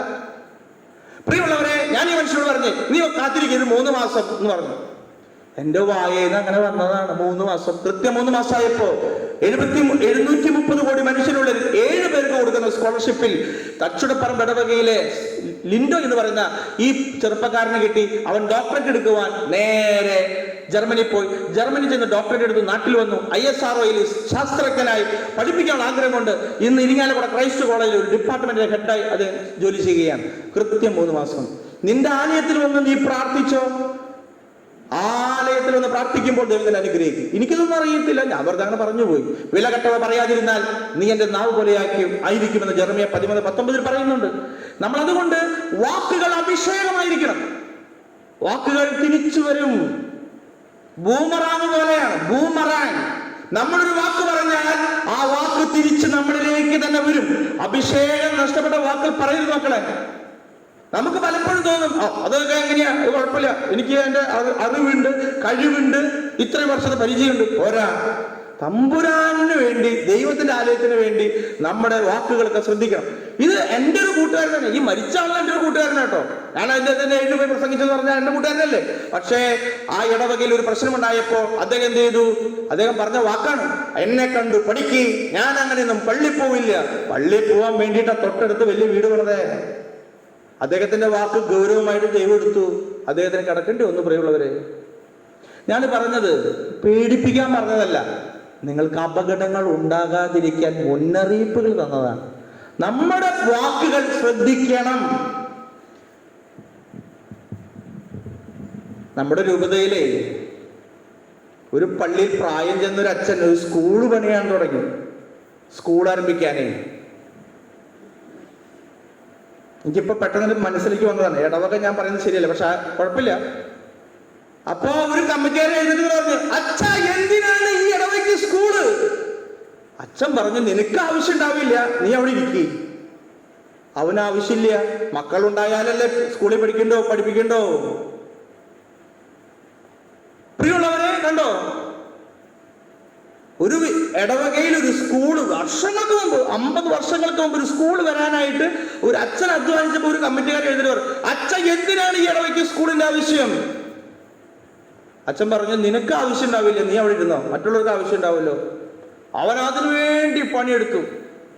പ്രിയമുള്ളവരെ, ചില വാക്കുകൾ നമ്മൾ വളരെ ശ്രദ്ധിക്കണം. പ്രിയമുള്ളവരെ, ദൈവത്തിന്റെ അഭിഷേകത്തോടു കൂടിയാണ്, ഒരു മനസ്സറിവോടു കൂടിയാണ് ഒരു കാര്യം ചെയ്യുന്നതെങ്കിൽ, ഒരു കളങ്കമില്ലാതെയാണ് നമ്മൾ ചെയ്യുന്നതെങ്കിൽ, അതിൽ കള്ളത്തരം നമ്മൾ കണ്ടെത്താൻ നോക്കി, നമ്മൾ കുത്തിത്തിരിപ്പുണ്ടാക്കാൻ നോക്കി, അല്ലെങ്കിൽ കൂട്ടായ്മ നശിപ്പിക്കാൻ നോക്കിയാൽ അത് നിങ്ങൾ കാണും. നിങ്ങൾക്കതിന് ഭാഗ്യം ഉണ്ടാവും.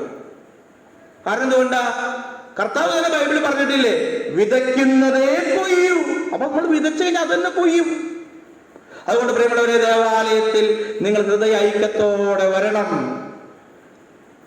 എസെക്കിയേലിന്റെ പുസ്തകം 43-ാം അധ്യായത്തിൽ പറയുന്നുണ്ട്, മലമുകളിൽ ദൈവത്തിന് ചുറ്റുമുള്ള സ്ഥലം മുഴുവനും ഏറ്റവും വിശുദ്ധമായിരിക്കണം. അപ്പൊ വിശുദ്ധമായ ഒരു സ്ഥലത്തിൽ നിങ്ങൾക്ക് വേണ്ടി ഒരു ദേവാലയം പണിയുമ്പോൾ ആ സ്ഥലത്ത് വസിക്കുന്ന മക്കളും വിശുദ്ധരായി മാറണം. കള്ളു കുടിച്ചേ ഈ കോമ്പൗണ്ടിൽ വന്ന് നിങ്ങൾ ഒരു ഉത്സാഹം കാണിക്കേണ്ട കേട്ടോ. കള്ളൊക്കെ സ്മോളൊക്കെ അടിച്ചേ ചെറുപ്പക്കാർ ചിലർക്കോ വലിയ വയസ്സന്മാർക്കോ ഒക്കെ തോന്നും കള്ളൊക്കെ കുടിച്ചു വരാന്ന്. നീ കള്ളു കുടിച്ചോ, പക്ഷെ വീട്ടിൽ പോയിരുന്നാൽ മതി. പള്ളിയത്ത് വന്നാൽ പള്ളിയോട് ചേർന്ന് നിന്നാൽ നിനക്ക് അതിന്റെ ഗുണം ഉണ്ടാവില്ല.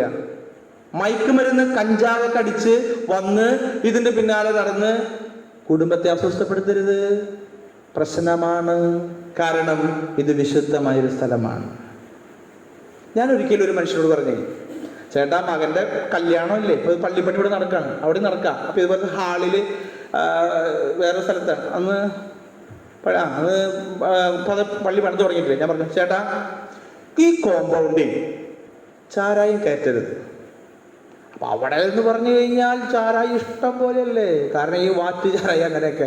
അപ്പം മകളുടെ കല്യാണത്തിന് തലേദിവസം ഇയാള് എന്നെ അത്ര വലിയ വിലച്ചില്ല. ഞാൻ പറഞ്ഞു, ചേട്ടാ ചാരായം ഈ ഇടവിൽ കയറ്റി, ഈ പള്ളി കോമ്പൗണ്ടിൽ കയറ്റരുത്. അത് എൻ്റെ ഒരു നിർബന്ധമായിരുന്നു. എനിക്ക് ദൈവത്തിനോടുള്ള ഇഷ്ടം കൊണ്ടാണ് ഞാനത് പറഞ്ഞത്. തലേ ദിവസം ഇയാൾ ചാരായം കുടിച്ച് അവിടെ വന്നു, മകളുടെ കല്യാണത്തിന്റെ തലേദിവസം വന്നു. എന്തോ പറഞ്ഞപ്പോ ഒരാൾ ഒരൊറ്റ ഇടിയാണ്. ആര്? ഈ പെൺകുട്ടിയുടെ അപ്പന്. ഇയാളെ ഞാൻ പറഞ്ഞ ചാരായം കുടിച്ച് വരുന്ന പ്രശ്നം ഉണ്ടാവും. അങ്ങനെ ആ ഇടി കിട്ടിയിട്ടേ ഇവിടെ ഇങ്ങനെ എന്തോ ഒരു കരിവാളിച്ച നിറം, പിന്നെ കണ്ണൊക്കെ ഇങ്ങനെ ഇരിക്കുന്നു, ഇവിടെ വീർത്തിരിക്കുന്നു. ഈ മനസ്സമ്മതത്തിന് ഇയാൾക്ക് ഫോട്ടോ എടുക്കാൻ പറ്റിയില്ല. കാരണം അറിയോ, തോർത്തുകൊണ്ട് ഇതിങ്ങനെ കെട്ടി വെച്ചേക്കാം. അതിങ്ങനെ ഒറ്റ കണ്ണായിട്ട് എന്നെ കാണണേ. മകളുടെ കല്യാണത്തിന് തോർത്തുകൊണ്ട് ഇതിങ്ങനെ കെട്ടിയിട്ട് ഇങ്ങനെ നിൽക്കണം. രണ്ടാമത്തെ എക്സ്പീരിയൻസ് വീണ്ടും മദ്യം തന്നെ പറയാം. അപ്പോൾ ജംഗ്ഷനിൽ ഇഷ്ടംപോലെ, ഇവിടത്തെക്കാളൊക്കെ ഇഷ്ടംപോലെ അവിടെ കിട്ടും, ഇഷ്ടംപോലെ കിട്ടും. അപ്പോൾ ഞാൻ പറഞ്ഞു, വാർക്കയാണ്, പള്ളിയുടെ വാർക്കയാണ്, കമ്പിക്കെട്ടൊക്കെ ഇങ്ങനെ നടന്നുകൊണ്ടിരിക്കുകയാണ്. ഞാൻ കോൺട്രാക്ടറിനെ വിളിച്ചത് പറഞ്ഞു, സ്മോൾ അടിച്ച് സ്മോൾ കൊണ്ടിരിക്കുകയോ ആ പരിപാടി ചെയ്യരുത്, ഇത് ദേവാലയമാണ്. ഞാൻ കൂടിയില്ല. ഞാനറിയാണ്ട് ഇവർ ജംഗ്ഷനിലൊക്കെ പോയി കുടിച്ചു വന്നു, 2-3 പണിക്കാരെ. പിന്നെ നോക്കുമ്പോഴൊരു ബഹളം എന്തിനാന്ന് വെച്ചാൽ ഇവർ കുടിച്ചു കഴിഞ്ഞ് വന്നപ്പോൾ ഇവരുടെ ഒരു കുപ്പി കൊണ്ടുവന്നു, അവരെവിടെ വെച്ചു, പിന്നെ അന്വേഷിച്ചപ്പോൾ കുപ്പി കാണാനില്ല. അപ്പോൾ ഇവന് സംശയം, കൂടെ വന്ന ആൾ കുപ്പി എടുത്തു. അങ്ങനെ ഇടി പൊടി അവർ രണ്ടുപേരും. ഇപ്പം ഞാൻ പറഞ്ഞു, നിങ്ങളോടല്ലേ ഞാൻ പറഞ്ഞു സാധനം കൂടാതെ പ്രശ്നമാകുന്നു. പ്രിയമുള്ളവരെ, ഈ സ്ഥലം വിശുദ്ധമായ സ്ഥലമാണ്. നമുക്ക് എന്തെങ്കിലും കുറവ് തോന്നിയാൽ നമ്മൾ ഒന്ന് മാറി നിന്ന് ഒന്ന് പ്രാർത്ഥിച്ച് കുമ്പസാരിച്ച് എത്രയും ആരെങ്കിലും ഈ ആലയത്തിൽ ഈ ദേവാലയവുമായി ബന്ധപ്പെട്ട് നമുക്കിനി ആരാധനയാണ്, ഒരു വിശുദ്ധി ഇല്ലാതെയോ അല്ലെങ്കിൽ ഇങ്ങനെയുള്ള ഇതിൻ്റെ ഈ അഭിഷേകം നഷ്ടപ്പെടുന്ന വിധത്തിൽ എന്തെങ്കിലും കാരണത്താൽ വന്ന് കുറ്റപ്പെടുത്തി പറയാനോ പാരവയ്പ്പിക്കാനോ അല്ലെങ്കിൽ എതിർത്ത് സംസാരിക്കാനോ ധിക്കാരപൂർവ്വം പെരുമാറാനോ അല്ലെങ്കിൽ ഇതിന് തടസ്സം സൃഷ്ടിക്കാനോ ഒക്കെ പരിശ്രമിച്ചാൽ കുമ്പസാരിച്ചോ ദൈവം ക്ഷമിക്കും. പക്ഷേ അനുതാപമില്ലാതെ അതൊക്കെ ഞാൻ വില ചെയ്ത് ഊറ്റം കൊണ്ടാൽ ആ പാപം നമുക്ക് ദോഷമായി മാറും. അതുകൊണ്ട് നമ്മൾ ശ്രദ്ധിക്കുന്നത് നല്ലതാണ്. ആരെയും നമ്മൾ കുറ്റപ്പെടുത്തി പറയാൻ പോകരുത്. കാരണം ബൈബിളിൽ പറഞ്ഞിട്ടുണ്ട്, നിങ്ങൾ പറയുന്ന വാക്കാൽ നിങ്ങൾ വിധി കൊടുക്കേണ്ടി വരും. കാരണം എന്താ? അവരുടെ ദൈവദൂതൻ സ്വർഗത്തിൽ നിങ്ങൾക്കെതിരെ സംസാരിക്കും. അപ്പം അതുകൊണ്ട് വളരെ കൃപയോടുകൂടി ദേവാലയവുമായി ബന്ധപ്പെട്ട പ്രവൃത്തിയിൽ ആയിരിക്കാൻ ശ്രദ്ധിക്കുക. ദൈവം നിങ്ങളെല്ലാവരെയും അനുഗ്രഹിക്കട്ടെ. നമുക്ക് മുട്ടുകുത്തി ആരാധനയിലേക്ക് പ്രവേശിക്കാം, പ്രാർത്ഥിക്കാം.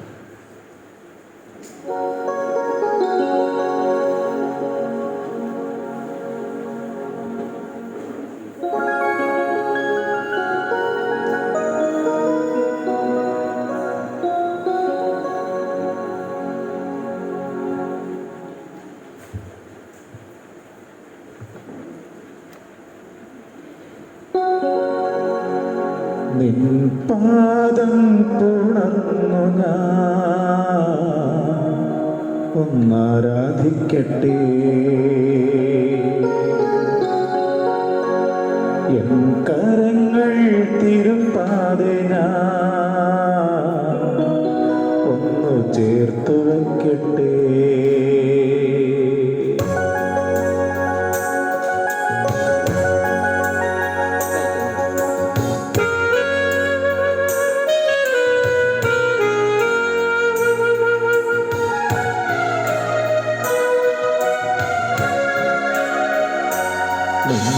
പാദം തുണന്നു ഒന്നാരാധിക്കട്ടെ. എൻ കരങ്ങൾ തിരുപ്പാതെ ഒന്ന് ചേർത്ത് വയ്ക്കട്ടെ. നന്മ ചെയ്തു സഞ്ചരിച്ച പാദങ്ങൾ ഒന്നു ചുംബിച്ചിടട്ടെ. ജീവന്റെ നാഥനാമേശുവേ, എൻ്റെ തമ്പുരാനേ. എല്ലാവരും നോക്കി ഉദ്ധാനം ചെയ്തവനേ, ഞങ്ങൾ ആരാധിക്കുന്നു. മരണത്തെ ജയിച്ചവനേ, ഞങ്ങൾ ആരാധിക്കുന്നു. ഉദ്ധാനം ചെയ്തവനേ, ഞങ്ങൾ ആരാധിക്കുന്നു. മരണത്തെ ജയിച്ചവനേ, ഞങ്ങൾ ആരാധിക്കുന്നു. നിൻ പാദം ഉണർന്നു ഞാൻ ഒന്നാരാധിക്കട്ടെ. എൻ കരങ്ങൾ തിരുപ്പാതെ ഒന്ന് ചേർത്തു വയ്ക്കട്ടെ. ആരാധന ആരാധന ആരാധന യേശുനാഥ. ആരാധന ആരാധന ആരാധന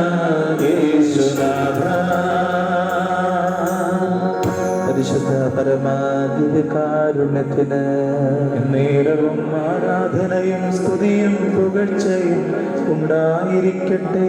പരിശുദ്ധ പരമാധികാരുണ്യത്തിന് നേരവും ആരാധനയും സ്തുതിയും പുകഴ്ചയും ഉണ്ടായിരിക്കട്ടെ.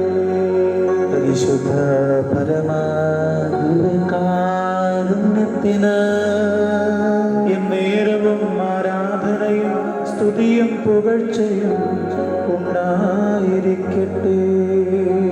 മക്കളെ, കരങ്ങളൊന്ന് കൂപ്പി എല്ലാവരും ഈശോയുടെ മുമ്പിൽ ദൈവം നമുക്ക് നമ്മുടെ കരങ്ങളൊക്കെ ഒന്ന് കൂപ്പി താഴ്മയോടെ പ്രാർത്ഥിക്കാം. എത്രയോ അനുഗ്രഹങ്ങളാണ് ദൈവം ഈ ആലയത്തിൽ നിന്ന് നമുക്ക് നൽകിയിട്ടുള്ളത്. വലിയ ഭാരത്തോടെ പ്രയാസത്തോടെ ഈ ആലയത്തിൽ വന്ന് പ്രാർത്ഥിച്ചിട്ടില്ലേ?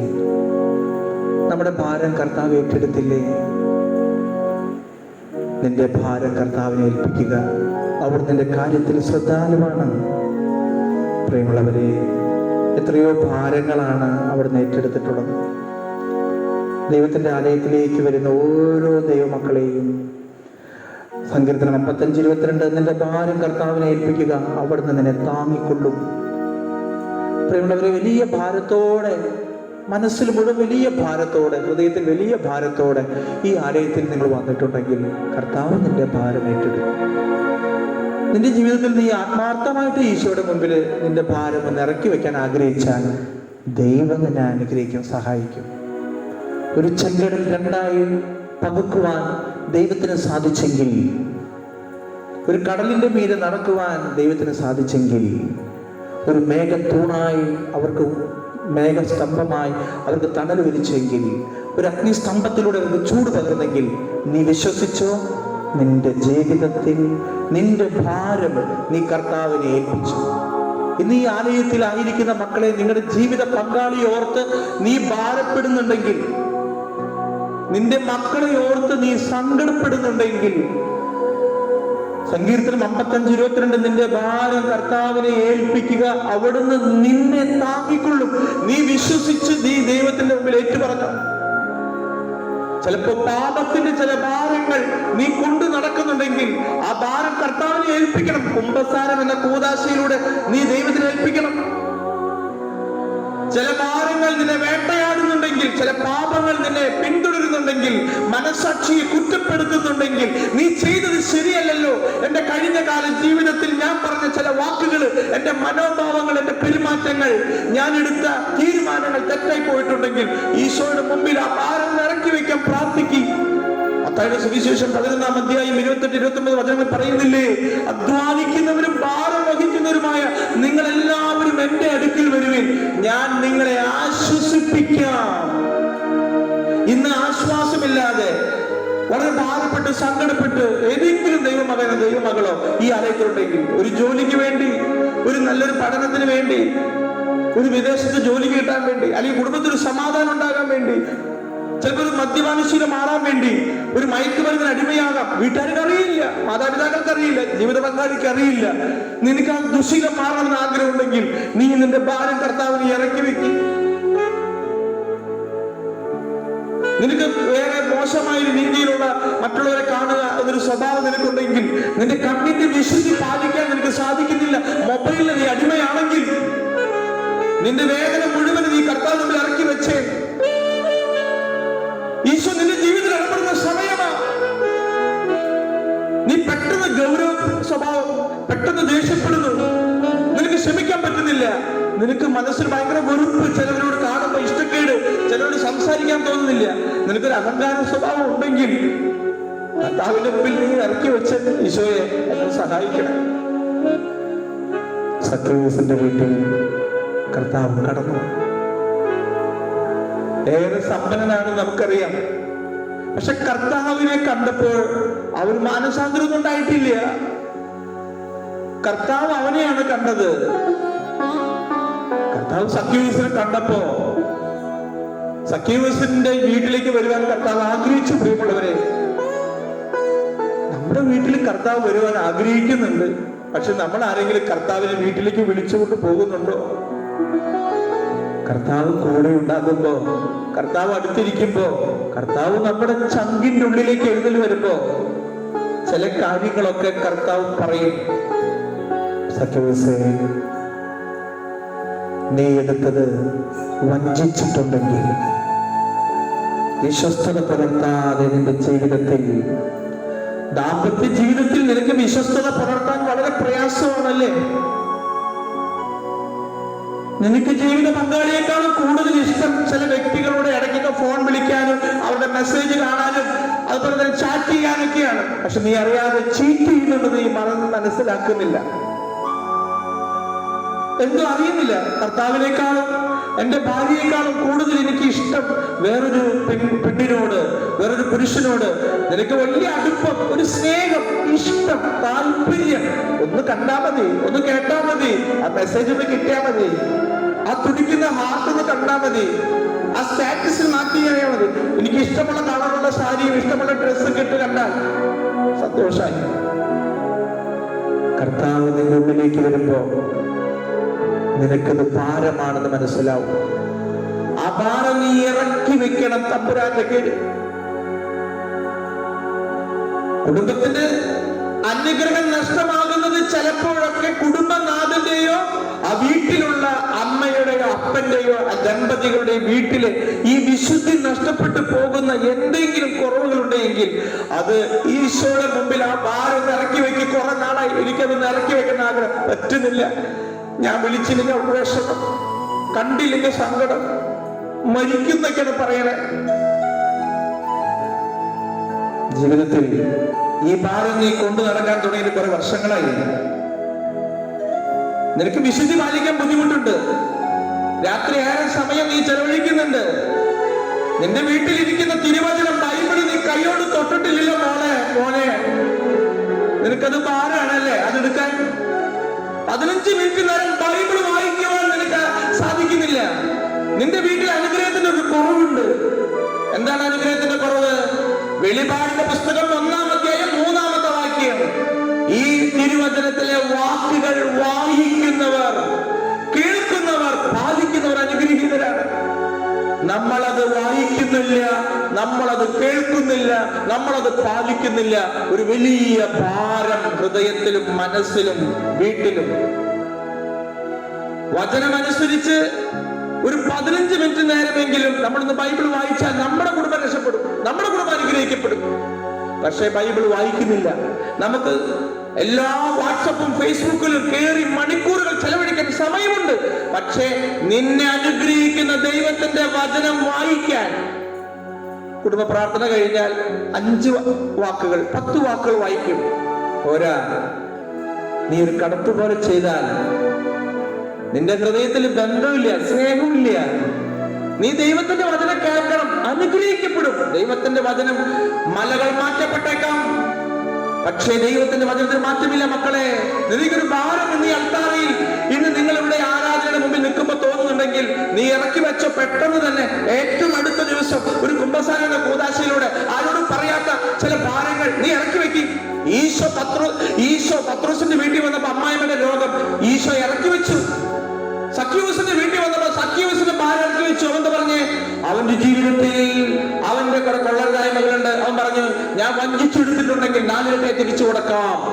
പ്രിയമുള്ളവരെ, സമ്പത്തിന്റെ മേലുള്ള വഞ്ചനയാകാം, വിശ്വസ്തയുടെ മേലുള്ള വഞ്ചനയാകാം, ജോലിയുള്ള വഞ്ചനയാകാം, പഠനത്തിലുള്ള വഞ്ചനയാകാം. 4 ഇരട്ടി പരിഹാരം ചെയ്യും. 4 ഇരട്ടി. ഓർക്കുക മക്കളെ, നമ്മുടെ വീടിന്റെ അനുഗ്രഹക്കുറവ് മാതാപിതാക്കളുടെ ജീവിതത്തിന്റെ ചിലപ്പോൾ എന്തെങ്കിലും കുറവായിരിക്കാം. ലേവിയുടെ പുസ്തകത്തിൽ പറഞ്ഞു, നമ്മുടെ മക്കൾ ചിലപ്പോഴൊക്കെ ചില സ്ഥലത്ത് നിന്ന് പെട്ടെന്ന് പോരേണ്ടി വരുന്നു. പഠിക്കാൻ പോയിട്ട് ജോലി കിട്ടുന്നില്ല, PR കിട്ടുന്നില്ല. ലേവിയുടെ പുസ്തകം പറഞ്ഞു, കാനാൻ ദേശത്തെ ജനങ്ങളൊക്കെ അവിടെ നിന്ന് മാറാൻ കാരണം അവരുടെ ജീവിതത്തിൽ അവർ ചെയ്തത് തെറ്റ് എന്താണെന്ന് ലേവിയുടെ പുസ്തകത്തിൽ വ്യക്തമായി അത് പഠിപ്പിക്കുന്നുണ്ട്. പ്രിയമുള്ളവരെ, അവിടെ ഇപ്രകാരമാണ് പറയുന്നത്.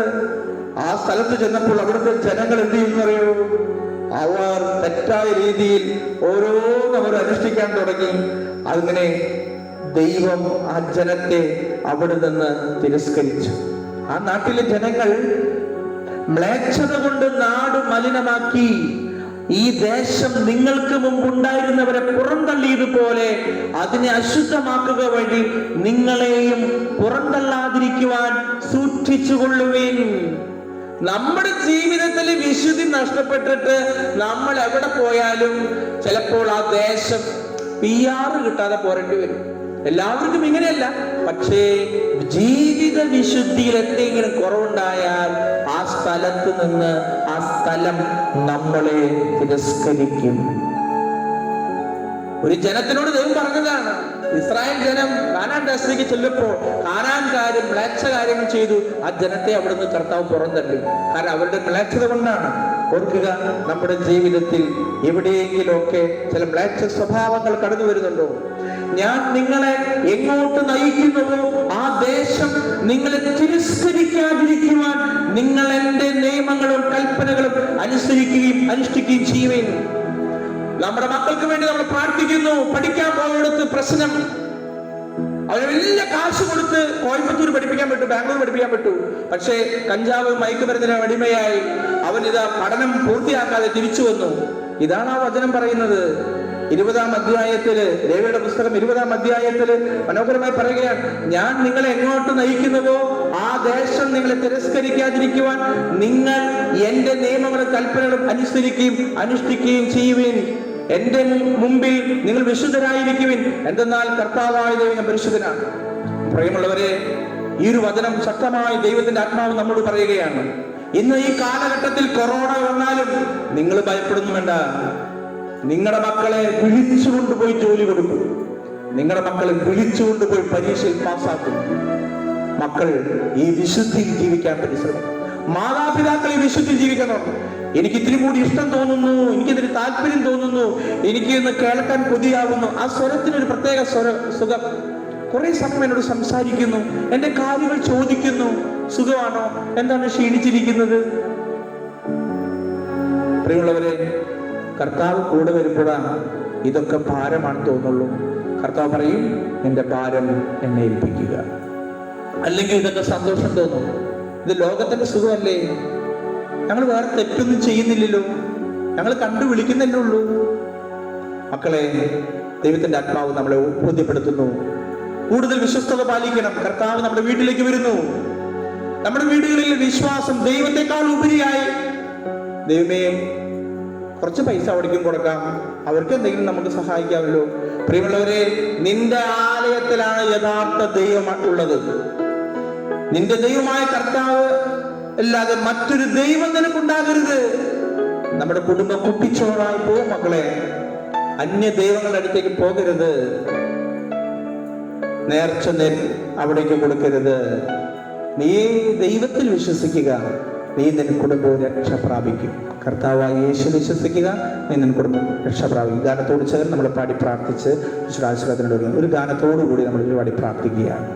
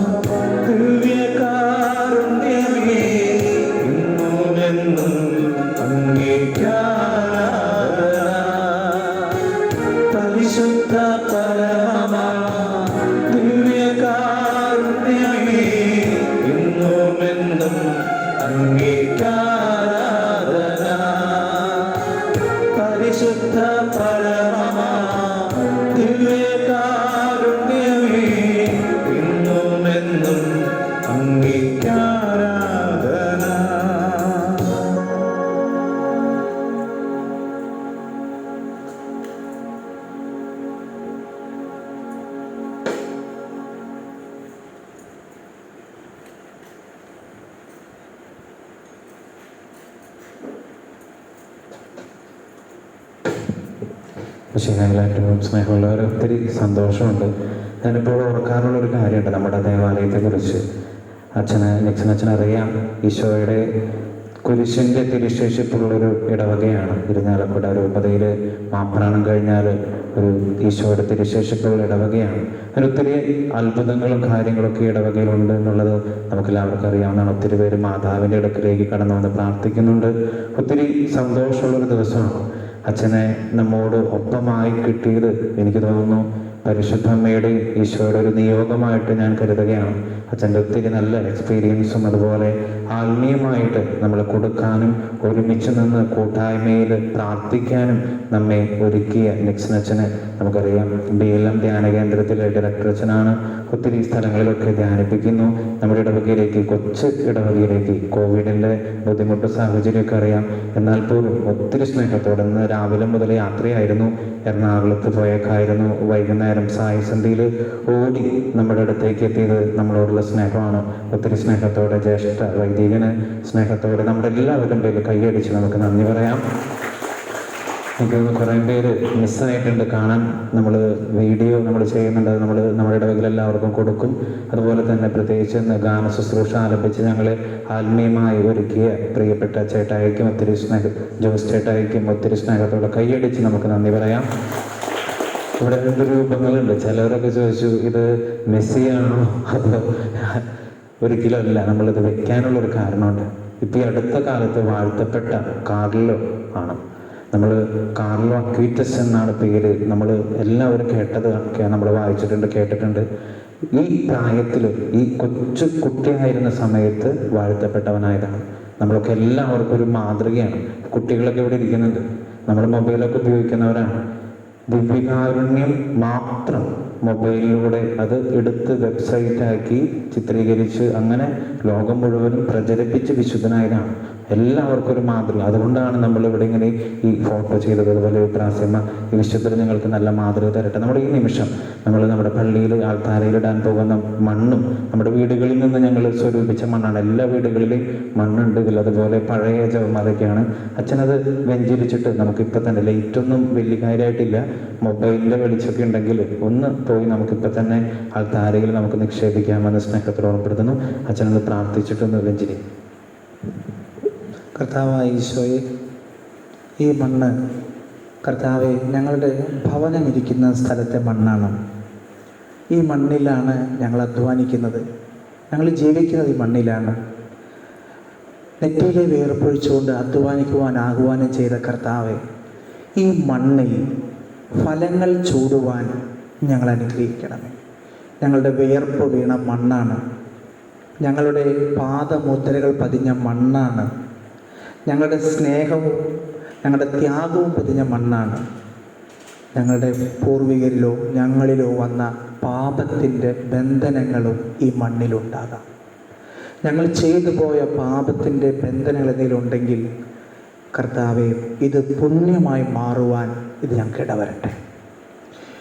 സസ്യങ്ങൾ ഫലം പുറപ്പെടുവിക്കാതെയോ താമസിക്കുന്ന ഇടങ്ങളിൽ അന്ധകാര ശക്തികളുടെ ബന്ധനങ്ങളോ ഉണ്ടെങ്കിൽ, തിന്മയുടെ എന്തെങ്കിലും വാസമോ ആവാസമോ ഉണ്ടെങ്കിൽ 2 മക്കബായക്കാർ 8:18 അദ്ദേഹത്തെ ബന്ധിക്കുന്നു. ന്യായാധിപർ 15:14 അദ്ദേഹത്തെ ബന്ധിക്കുന്നു. സക്കറിയ 9:8 ബന്ധിക്കുന്നു. അങ്ങനെ ഞങ്ങളുടെ മണ്ണ് അനുഗ്രഹീതമായി മാറട്ടെ. ഞങ്ങൾ താമസിക്കുന്ന ഇടങ്ങൾ, കൃഷിയിടങ്ങൾ, അതുപോലെ തന്നെ ഞങ്ങൾ ഓരോരുത്തരും, ഞങ്ങളുടെ വളർത്തു മൃഗങ്ങൾ എല്ലാം അനുഗ്രഹീതമാകാൻ ഇടവരട്ടെ. ഈശോയെ, ഇതിലൂടെ ഈ മണ്ണ് അൾത്താരിൽ ഞങ്ങൾ നിക്ഷേപിക്കുന്നതിലൂടെ അവിടെ നടത്തപ്പെടുന്ന എല്ലാ പ്രാർത്ഥനകളുടെയും പരിശുദ്ധ കുർബാനയുടെയും അഭിഷേകം ഞങ്ങളുടെ കുടുംബങ്ങളിലേക്ക് പകരപ്പെടുവാൻ, ഞങ്ങളുടെ പ്രാർത്ഥനകൾ, ഞങ്ങളുടെ ത്യാഗങ്ങൾ, ഞങ്ങളുടെ നിയോഗങ്ങൾ ഈ മണ്ണിനോട് ചേർത്ത് വെച്ച് അൾത്താരിലേക്ക് സമർപ്പിക്കുന്നു. ഞങ്ങളുടെ പാപങ്ങളെ വിശുദ്ധീകരിക്കണമേ. നിങ്ങളുടെ പാപങ്ങൾ കടുചുമപ്പാണെങ്കിലും അത് മഞ്ഞ് പോലെ വെണ്മയുള്ളതാക്കി മാറ്റുമെന്ന് പറഞ്ഞ വചനത്തിൻ്റെ അഭിഷേകം ഇത് പുതിയ ഹൃദയം എസെക്കിയേൽ 36:26 അഭിഷേകത്താൽ ഞങ്ങളുടെ ഹൃദയങ്ങളിൽ ഒരു മാറ്റം ഉണ്ടാകട്ടെ. ഈശോയെ അഭിഷേകം നൽകേണ്ട വരട്ടെ, അനുഗ്രഹീതമാകട്ടെ. ഞങ്ങൾ വസിക്കുന്ന താമസിക്കുന്ന സ്ഥലം, അന്തരീക്ഷം മുഴുവനും യേശുവിന്റെ രക്തത്താൽ അഭിഷേകം ചെയ്യേണ്ട വരട്ടെ. ഞങ്ങൾ ജപിച്ച പ്രാർത്ഥനകൾ, നിയോഗങ്ങളുള്ള ജപമാലകൾ, കഴുത്തിലണിഞ്ഞതും പ്രാർത്ഥിച്ചതുമായ ജപമാലകൾ അൽത്താരയോട് ചേർത്ത് വെച്ച് പ്രാർത്ഥിക്കുകയാണ്. ഞങ്ങൾ എന്തൊക്കെയാണ് നിയോഗങ്ങൾക്ക് വേണ്ടി പ്രാർത്ഥിച്ചത് അത് അനുഗ്രഹമായി ഈ നിമിഷം ഈ ഭവനങ്ങളെ അനുഗ്രഹീതമാകുവാൻ ഇടവരട്ടെ എന്ന് പ്രാർത്ഥിക്കുന്നു. പ്രാർത്ഥാവശ്യം കൃപയും പിതാവായ ദൈവത്തിന്റെ സ്നേഹം പരിശുദ്ധ സംസർഗം നാം എല്ലാവരോടും, പ്രത്യേകിച്ച് അവിടെ അൽത്താരയിൽ നിക്ഷേപിക്കുന്ന ഈ മണ്ണിനോടും ഈ പ്രാർത്ഥിക്കുന്ന ജപമാലയോടും എപ്പോഴും നയിക്കും. ആമേൻ.